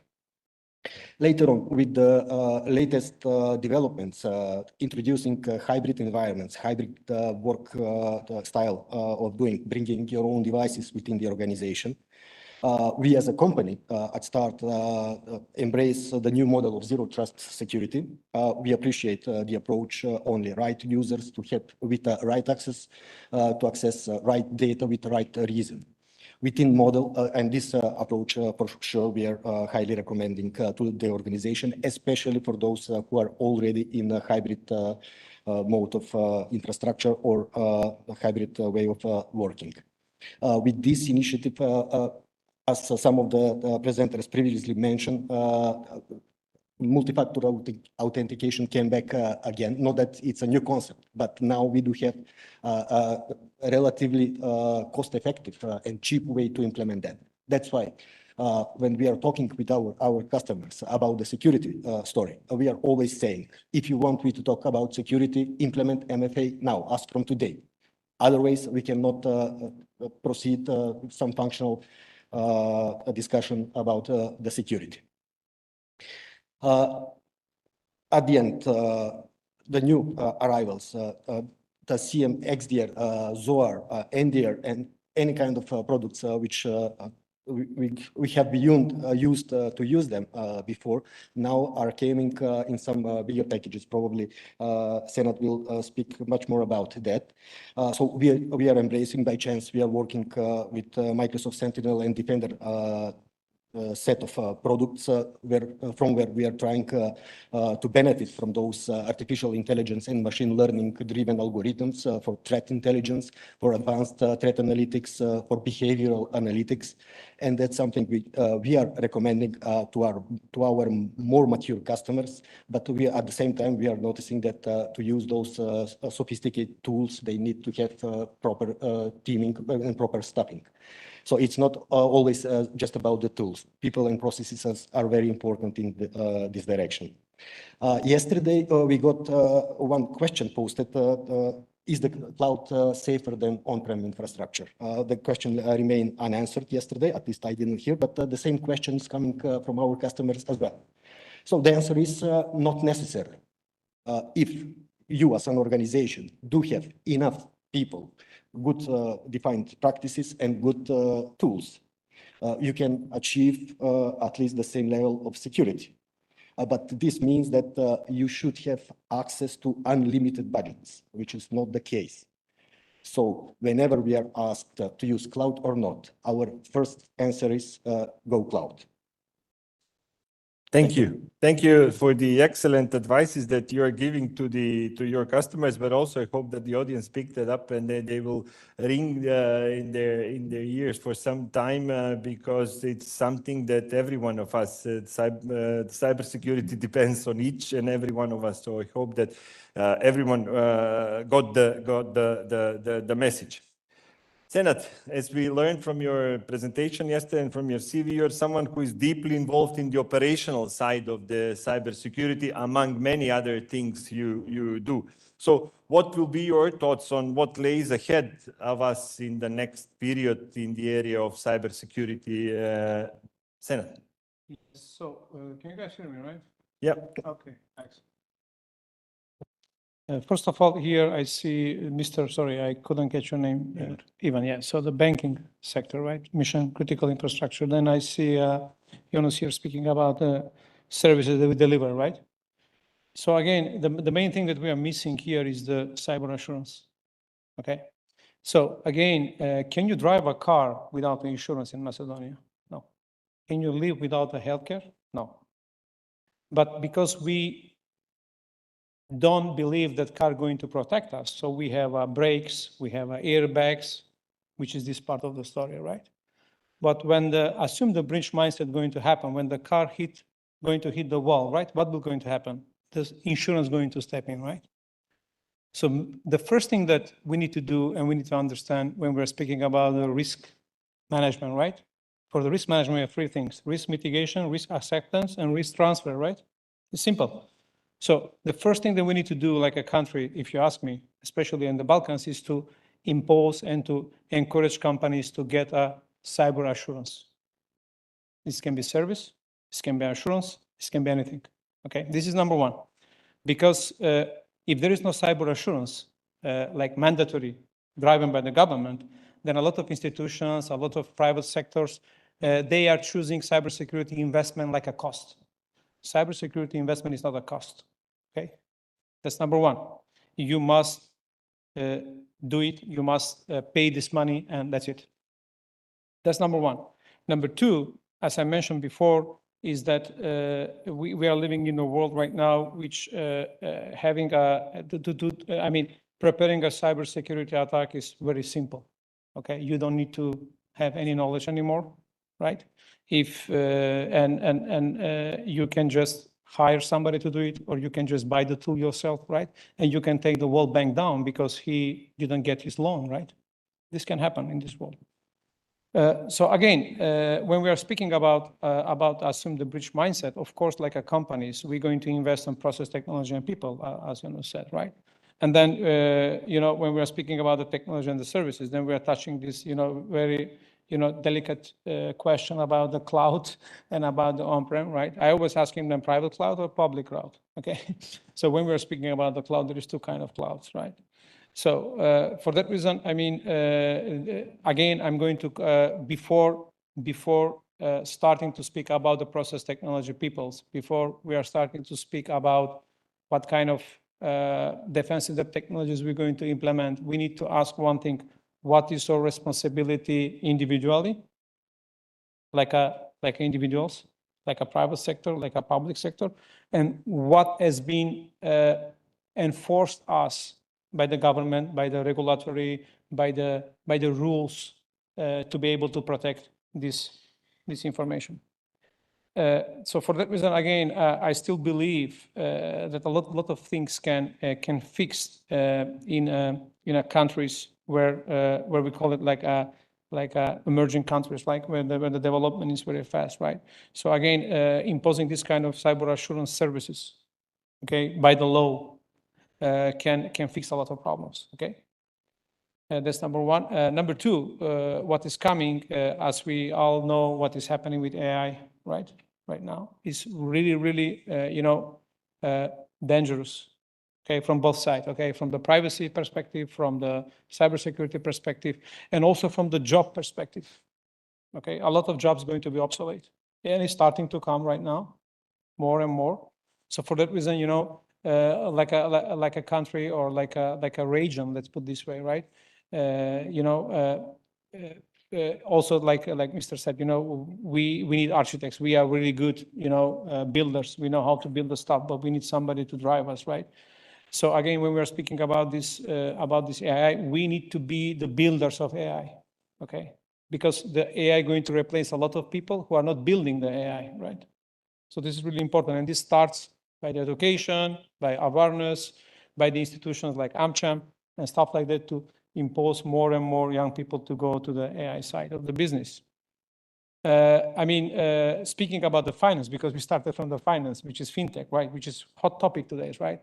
I'm also seeing that especially in the Southeastern Europe or the Balkan countries, we are not speaking at all about the implementing of cryptocurrencies in our banking system, right? Which is important.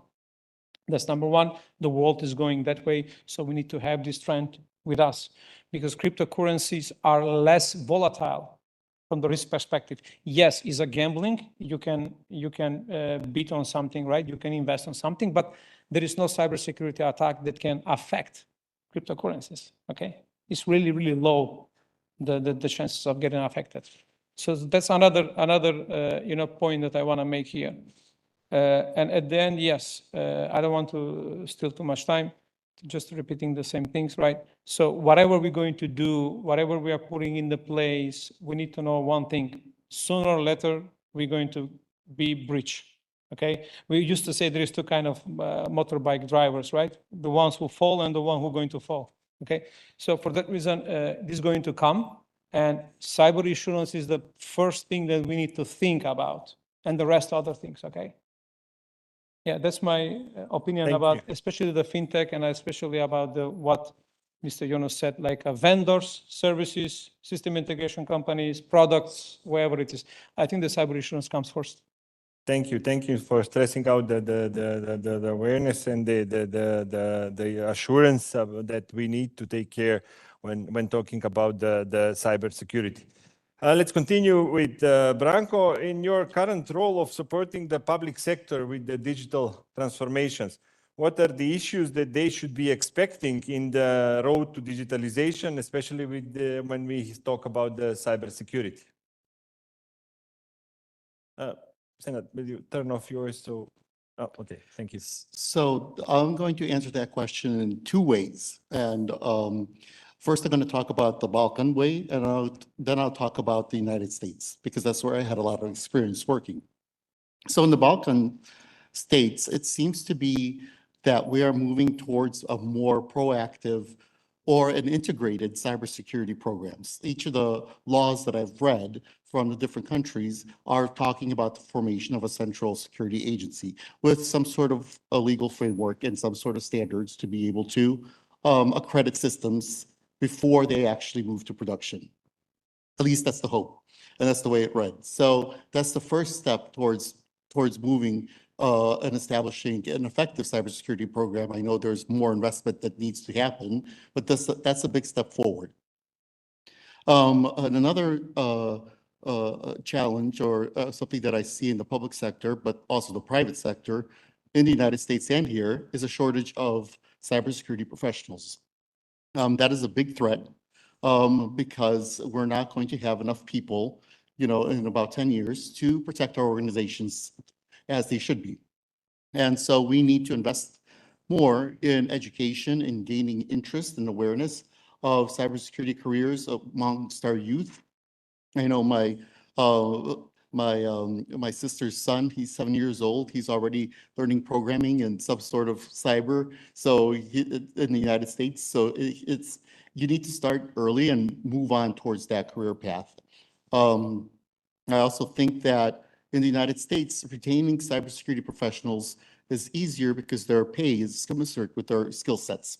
I think in the Balkans, unfortunately, the pay is not commensurate with the skill sets, and that's something that needs to be addressed. Another thing that I see in the United States that's kind of making its way towards, let's say, fruition is more regulation. Now, there's a balance. So there was something signed recently. The United States passed an AI Act, but then recently there was something signed called the Beecher-Beckett Agreement that was signed by the EU, signed by the United States and China to try to develop standards for AI development in a safe and responsible manner, because you don't want to stifle innovation, but you don't want to let it go loose and wild as well. So there needs to be that kind of balancing act. So the first things that governments do is to start regulating. And I think as well, there's also the move towards a zero trust environment, which our colleagues spoke of earlier. The United States has issued a mandate for the implementation of NIST 800-207, which is preparation for a zero trust architecture. And that is, and as was mentioned before, the zero trust architecture is pretty much trust nothing, validate everything. So you come in and everything is considered hostile until it's proven otherwise. And that's occurred because of the work from home sort of thing in government, where it shut down and people were experiencing high levels of cyber attacks. Well, now you have to authenticate everything multiple times when this comes into effect. So I think and then there's a course from the cyber sector in the United States at the Department of Defense. There is the establishment of the Cyber Warfare Center. I'm not saying that this is a great thing, but I'm saying it's something that's happening. Basically, you can say we're at war with other countries like China, for example, or Iran, through cyber methods. And countries have to start looking at how to protect yourself from an AI-powered attack or generative AI, where it could develop malicious code or try to develop malware that could let's say fool your protection and be able to enter into your infrastructure. And so there'll be more a regulation around that as well. I think that's pretty much it. Thank you. Things that I thought. Yeah. Thank you for the comparative analysis, and also thank you for mentioning the lack of professionals. And I hope that yesterday's panel on the education addressed some of these issues. Alexander, from the point of view of a tech giant like Cisco, looking ahead this changing cybersecurity landscape, how is Cisco leveraging these technologies that we already mentioned, these emerging technologies, and the industry partnership to proactively address these new cybersecurity threats? Can you share some insights of the strategic initiatives and innovations that Cisco is focusing to anticipate and stay ahead of the next wave of cybersecurity challenges? Thank you for your invitation and thank you for question, Professor Misha. And first of all, I want to thank the organizers of this event and also similar events which recently occurred in this country, because this is the first step towards improvement in cybersecurity sector. Because this year I see huge increase of discussions and suggestions and conferences with this topic, what is unlikely to previous years. And also I have to say that in North Macedonia, this is, how to say, the best example for the neighboring countries, how thoroughly and how deeply you are involving yourselves into this matter. And this is the first step. And really, I congratulate on that. And I am grateful for opportunities for all of us to talk about that and to spread best practices and knowledge among the market and among all institutions and companies working in this country. Cisco is a giant, technology giant, yes. You heard many things from our colleagues in today and previous day regarding particular solutions or trends. The common thing for all these trends is automation, is integration, and definitely putting as many solutions under the one head, under the one management system or one orchestration. This is the trend together with AI. And if people have concerns related to AI, there is one saying which says, maybe AI will replace the man, but not likely. But the man who uses AI will definitely replace you if you are not using AI. So we have to put things on the right place and get the best from it. And we should not be afraid either of automation, nor from cloud, nor from talking about things like this, or especially cyber insurance, as Anna mentioned, because all these topics, what you heard today, they are really hot topics in this world. Cisco is trying to follow trends in XDR, in zero trust, in user protection domain, but altogether, we have to put all these solutions into meaningful posture. And that is the current obsession of Cisco developers and also Cisco strategists. We are trying to rely on our own development and new products, but we are also making acquisitions and we are making partnerships. Partnerships in terms of products which we lack, which perfectly fit into our portfolio, in order to provide customers with a single source of contact. Also, we have partnerships on the threat analysis and threat exchange of threat information, newest threat information on the level of Talos, which is the biggest threat research group, private research group in private companies worldwide.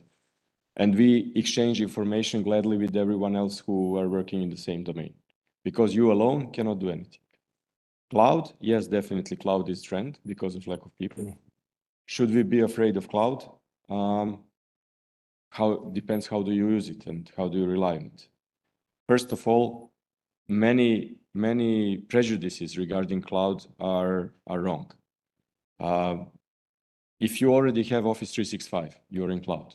Your emails are coming from internet through the whole world.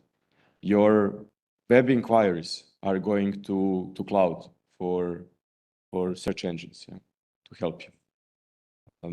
So you're already in cloud for many things that you do on a daily basis.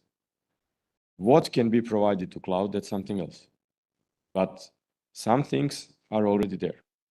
And you have to wisely, as Mr. Januzzi mentioned, wisely evaluate, do you have power to do it on-prem, everything? And if not, and none of us probably has enough power, at least for the future, for the forthcoming threats and situations, then you have to either outsource something or use the power of cloud in order to help you do the thing in a better way. Regarding insurance, Cisco is fully on that track. And we are also cooperating with companies which are providing cyber insurance in the way that only the insurance is not enough. Comparing to using the same comparison as Senad used for car. You cannot drive the car on the street without insurance. It shouldn't be also in our arena. But the insurance will not cover your losses or your damage or your reputation, especially, unless you did everything to prevent something to happen. So your insurance will not be valid if you drove in the winter with summer tires. Your insurance will not be valid if you were driving drunk. So you have to do your part, and the insurance will do the rest.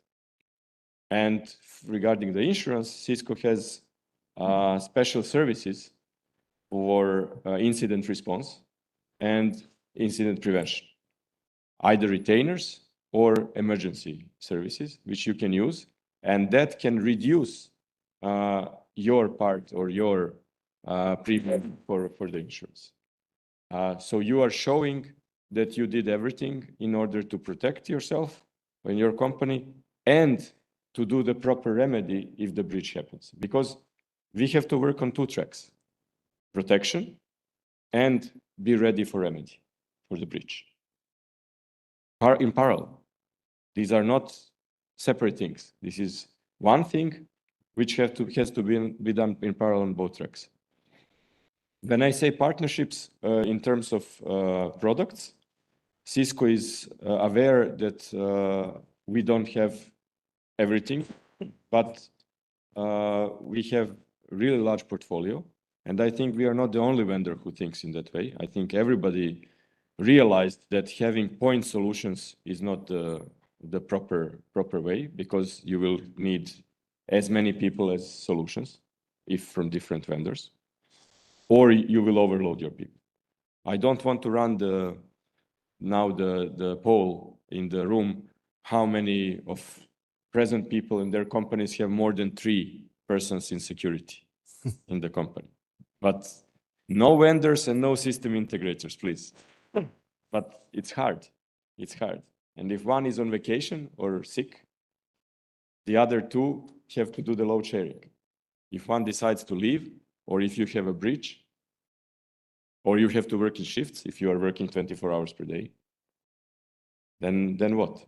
So, but that is global issue. That is not related to our markets. Related to our markets is that we are not paid enough, and that people move towards markets with better payments and better salaries, and that is inevitable. But luckily for us, we have smart children who are probably, with every generation, wiser and wiser, and they realize where they should search for their education, and they learn quickly. Maybe they are not, they don't have the best conditions for learning, but they learn quickly. If you give them a chance, they learn quickly. So we will build new and new waves of cybersecurity experts and IT experts. But how long we will be able to retain them, that's another thing. Nevertheless, when you are choosing, like in life, when you are choosing whom to engage and with whom to team up regarding cyber protection, sometimes your neighbor is more close or better than your relative. Because if your relative is in USA or in the other city, then you will go first in emergency case to your neighbor. So choose wisely who is provider of your security solutions. Who is your vendor? Does that company have presence? And are you important for that vendor, no matter how big or small you are? And more important than that, select wisely your system integrators who will, for you, integrate various solutions, because no vendor has everything. Don't be afraid of cloud, but analyze carefully what you can do on your own and what you can delegate or send to cloud. And finally, don't be afraid of consulting with someone. Consultancy is important because somebody outside can see much better than you can see. And it's not a cost, it's an investment. All this in cybersecurity is just an investment, not a cost. Thank you very much for your insightful view on the matter and for sharing some in the perspective of your company. I can only agree about the smart kids. I work with them on daily basis, and I strongly believe in them and encourage them to become the next cybersecurity professionals. I believe that our discussion has captivated the interest of the audience. We will continue with one more round of questions, and then depending on the time, we might have some closing remarks. Again, Nigel, we'll start with you. What challenges existed? I would like to unzoom a little bit now. You mentioned about the finance perspective, but I want to unzoom the picture a little bit and put it on the national level, on the policy level. What challenges exist in aligning aligning national policies on cybersecurity, and how can these challenges be mitigated? How do the national legal frameworks need to evolve to accommodate the dynamic future of the cyber threats? I was provoked positively. To be honest, I don't know, but there are consultants to ask. There is EU regulation, which we need to follow. We need to follow, there are twinning projects from EU. I don't know whether we are using them or how do we use them. We were preparing one, I can't stress it loud. Someone from the regulators might hear me, so I will just say the regulation. The first version of that regulation was ready 2016. We are implementing in 2022, no, 2023, with the possible postponement to 2025. This is not this is not building the capacity of the country to deal with the challenges sufficiently. So we, as an economy, we are not using consultants. I don't know why. Really, I was asking this also in my company, And we've started that a couple of years ago, 2 years ago, intensively. I'm not talking about one consultant per year. Consultants can bring value, can help you to change. You cannot, if you're doing your daily job perfectly, you cannot have capacity to change, and we need change. There are huge changes. There are dynamic world. We are talking about AI challenges. We are talking about the new services, and if we are not able to change, we will die. If we are not adopt, we will distinct as a human race. So somebody smart has told us before. So there are interesting observations. I was provoked by Senate observation. It's good that insurance is something what could help building into the regulation. From my experience, I agree with Alexander. It's very hard to get an offer from an insurance company to insure yourself. If you're not ready, you will not get an offer. The questionnaire is 200. There are 200 questions, and if you lied in the questions and you have incidents, then you're dead. You will not be covered. So this is a great example how the regulation might impose awareness. I didn't think of it, so I'm really grateful for stressing that out. I can do much more. No, and that's a good approach to build up an awareness across the country that you have to do something about yourself, not just to insure. Insurance is, we are driving car every day, but you hope that you not crash. But there is this insurance. So as Alexander mentioned, I will not repeat, insurance needs to be, you need to be ready to insure. Regarding the regulation, also I want to stress out that my bank and our group of banks are part of EU because the mother bank is in Slovenia, so we are following strictly EU regulation. We were under central bank audit 3 years ago. We had great insight from them. We need to comply with the recommendations, not just with but with EU regulations. There are lots of, this is helping us a lot. So, but that has to be on the national level. We are complying with that regulation. That's sometimes we are not competitive enough. We are much more expensive maybe from others because we have to invest. But on the other hand, it helps us to be up to the challenges of the modern world, especially in this segment, in the security, in the services which we offer digitally, at least to be in the upfront on the national level. So few examples: DORA regulation, this digital operational resilience act is coming on place. It's a EU regulation, and I would urge to our national authorities to ask for a consultant or for training project or for a local or for international from university to translate it into the domestic regulation as soon as possible. Thank you. So your key point would be that we need the regulation to help us provide us better services, to provide us better resilience at the end. Thank you. Azem, how can we enhance the public and organizational awareness regarding the evolving nature of the cyber threats and the importance of cybersecurity? How can these awareness initiatives adapt to the rapidly changing tactics of the cyber adversaries? They are doing excellent job, we might say, all the cyber adversaries. How do we fight them? Well, it's a good question. The importance of awareness in this overwhelming story of cyber threats.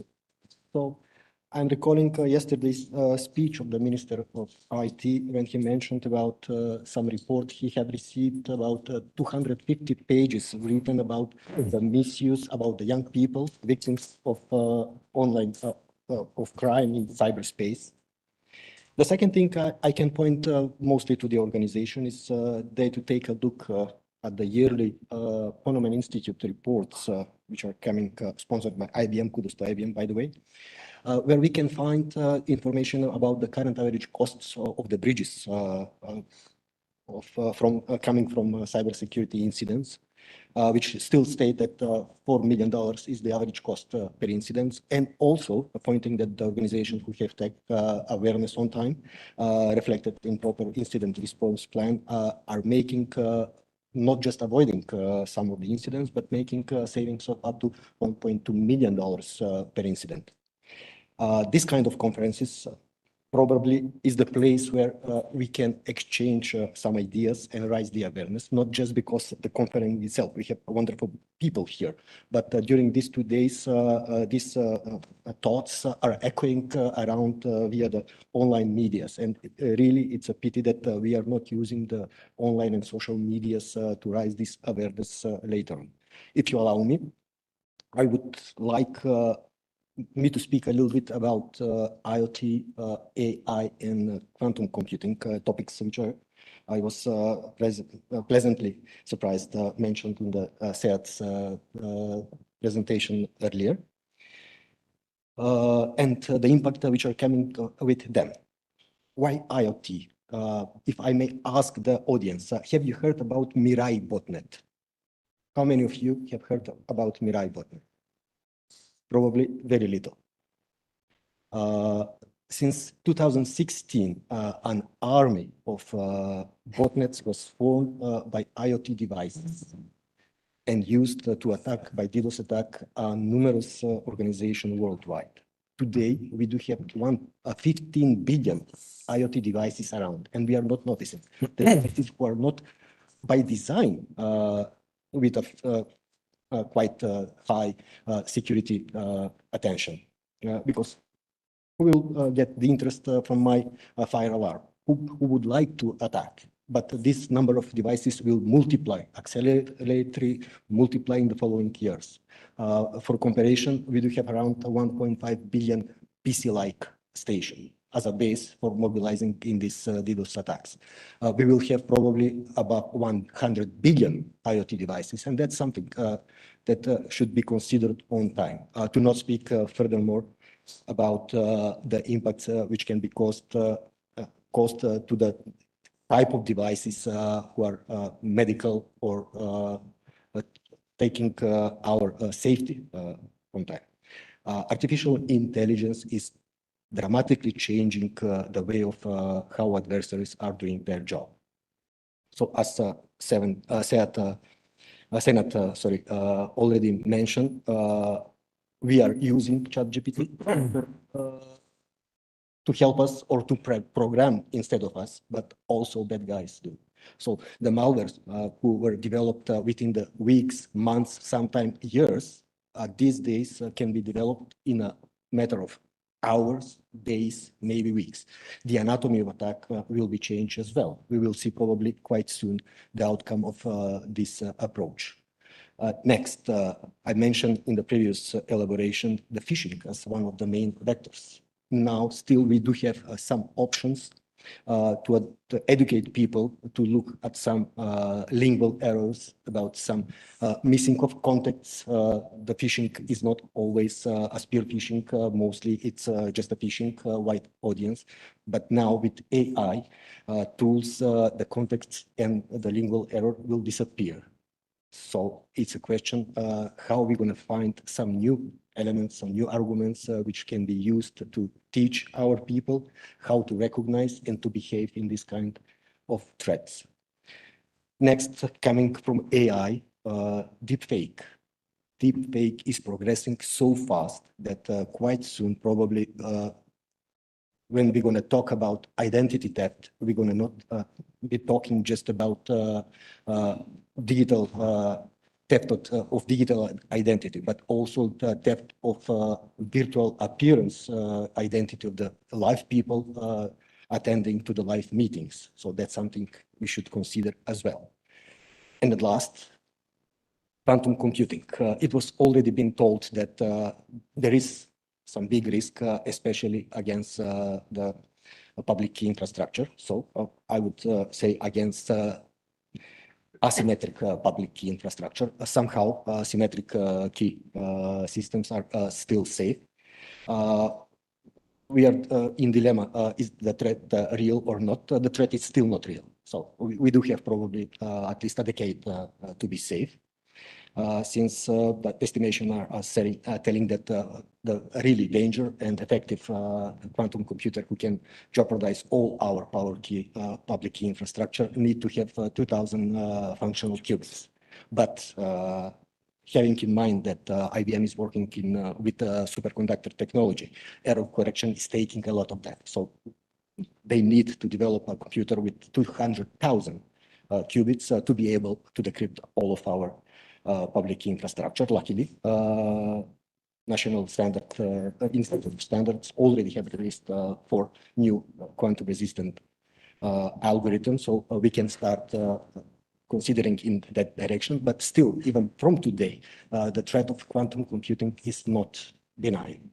The technique harvest now, decrypt later, are already present. So that it's happening. So for the data which can be valid after 10 or 20 years, we should start to think about these problems immediately as from today. Thank you. Thank you very much for bringing up these topics, because it goes nicely with what I wanted to ask Senad now. Again, calling up on your big operational experience. These technologies are widely used in a cyber warfare and in a state-sponsored attacks. So what's your view on this? How do you expect these things to evolve? And on the other side, how do we expect the private sector to help us in protecting us from this kind of a special war? So first of all, we need to check the first thing here is that how attractive we are for this kind of attacks. So that's number one. Number two is that the biggest problem that we see right now in the world is the false sense of being secure. Okay, and the main reason is the compliance and regulations. Do you know that a lot of people think that if they're compliant, if they're regulated, they are safe? No, because the compliance and regulation can save you only against the auditors, okay? Or they can protect you only against the auditors, okay? So this is number one. The number two here is that we really need to go deep on the roots and to speak about how really we invest from the knowledge perspective, from awareness perspective, okay? And from the responsibility perspective. So cybersecurity threats, let's go this way. Personal cybersecurity threats, like individual, like everybody here, right? What can happen to us? Data leak, right? So we can lose our personal information that can harm us. That's number one. Number two, there is also a voluntarily misuse of information that we are putting on the internet. Like a lot of people, they put their kids' pictures on the internet when they're small, naked on the beach, right? They put on the internet, this is my son, my daughter, right? And when they're going to become 18 years old, they can get bullied at the school because of this kind of pictures, okay? So that's number one. So cybersecurity is affecting us. Number two, when we are speaking about the services level, like banks and mission critical infrastructures and stuff like that, this can be a reason for chaos. Okay, so in cybersecurity world these days, especially the mission critical infrastructure are very, very volatile. Let me tell you as a very simple sample of this. There was a bank in Turkey who got a really problem when during the migration, okay? So during the migration, something happened and their payment system was down, right? Somebody just tweeted that is a cyber hack and that's it. You cannot pull it back. There is no way to convince the world that that was not a cyber attack, it was just a change management problem. Okay, so this is how delicate, how delicate, how much delicacy is on the problem right now. Okay, because everything is tied to the cybersecurity. The number 3 is when we are speaking about the country level, like, right? So the main situation here is that if we are checking right now what is happening with Ukraine, what is happening with Israel, what is happening with other worlds, what happened in the Balkans in the past, well, we are lucky in the Balkan times because we didn't have so much internet influence on the time, right? But what is happening right now, especially in the world, is like when there is some war, we are automatically forced by the bad guys to choose a side.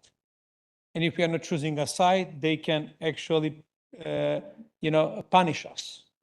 And the punishment is going through the cybersecurity, okay? So for that reason, from the government perspective, this needs to be taken care very well. And what Mr. said again, he provoked me again positively, like we don't have in Macedonia like consultancy, right?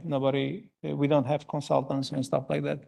Well, I mean, I can speak from my perspective. As I mentioned in my speech today, I call myself like a cybersecurity on exile, living in Europe. And the reason for this was because I was really fed up from the political situation in Macedonia and the Balkans, right? Because nobody going to listen to me if I don't have a political identity, right? So for that reason, my opinion doesn't count. My advisory is not going to be taken considerate, right? So for that reason, I'm a cybersecurity trainer for Turkish army. I am a cybersecurity advisor for Peruvian army.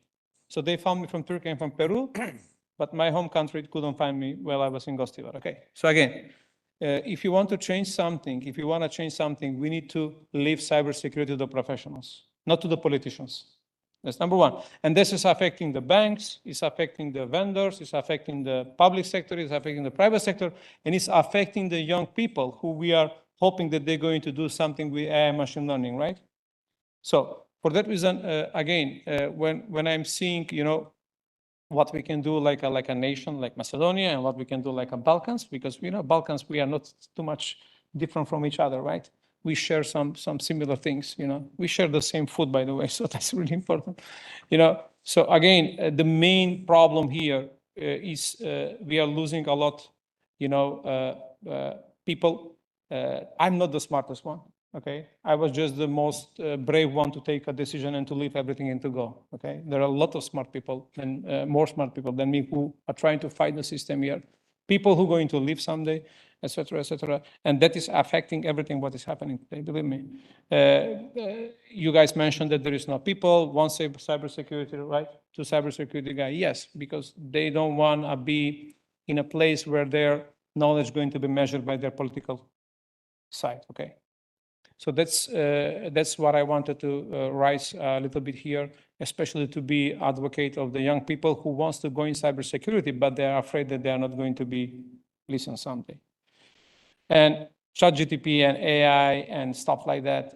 So as I mentioned before, I was heavily involved in cyberbullying, cyber harassment, and this kind of trainings voluntarily when I used to live in Milan, Italy, at the time. And at that time we didn't have a ChatGPT. Okay. And I remember there was a young girl who made a suicide on the 2012 when I was in Italy. And then we were going in every school and to trying to teach them to not get, influenced by the cyberbullying. And now with the ChatGPT and fake, deep fake, deep voice, fake, deep video, everything you can do it right now. The situation is going to become much more volatile. Okay, and this is going to affect everything. So again, I still my last thing, maybe I can just raise a voice here, right? Is that we really need to leave the cybersecurity to the professionals, not to the politicians. So this can be my, let's say my final say that I wanna say here. If anybody has any other questions, I'm more than happy to answer. Thank you for the mentioning the no politics cybersecurity. I am also a strong believer in that. I want to continue with Branko on the topic that you, Senat, already raised about the generative AI and within cybersecurity. Who's using it more, the good guys or the bad guys? Who's benefiting more from generative AI?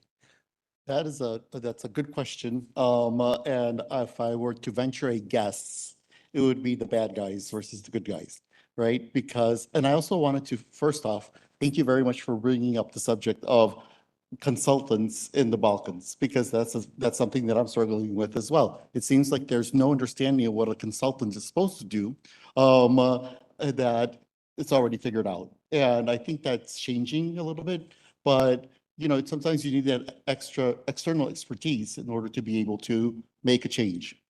So the possibilities of generative AI for the bad guys are, like Sanad said, exponential.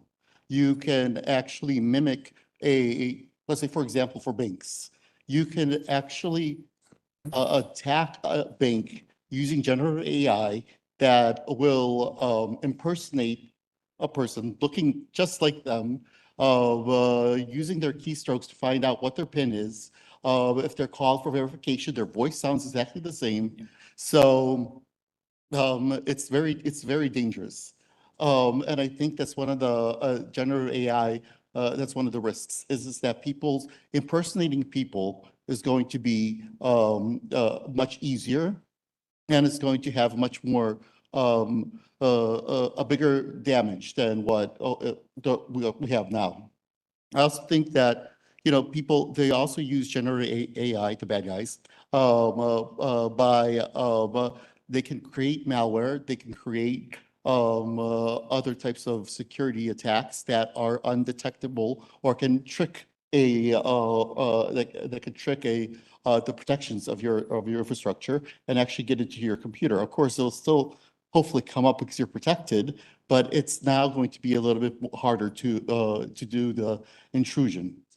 On the other hand, the good guys are using generative AI to do intrusion detection. When I spoke to a bunch of students from Macedonia, Serbia, and Bosnia on what artificial intelligence and cybersecurity is, I said there's only one way to fight artificial intelligence powered attacks, and that's you fight fire with fire. Like you have to have the preparation necessary in order to be able to develop those interceptions, develop remediation activities, recover just as quickly as the bad guys are creating malware to attack your systems. And I think that's something that we all need to be, private sector, public sector, need to be ready for, no matter what sorts of regulations are out there and safeguards, it's going to happen. Thank you. Thank you very much. The final question for Alexander.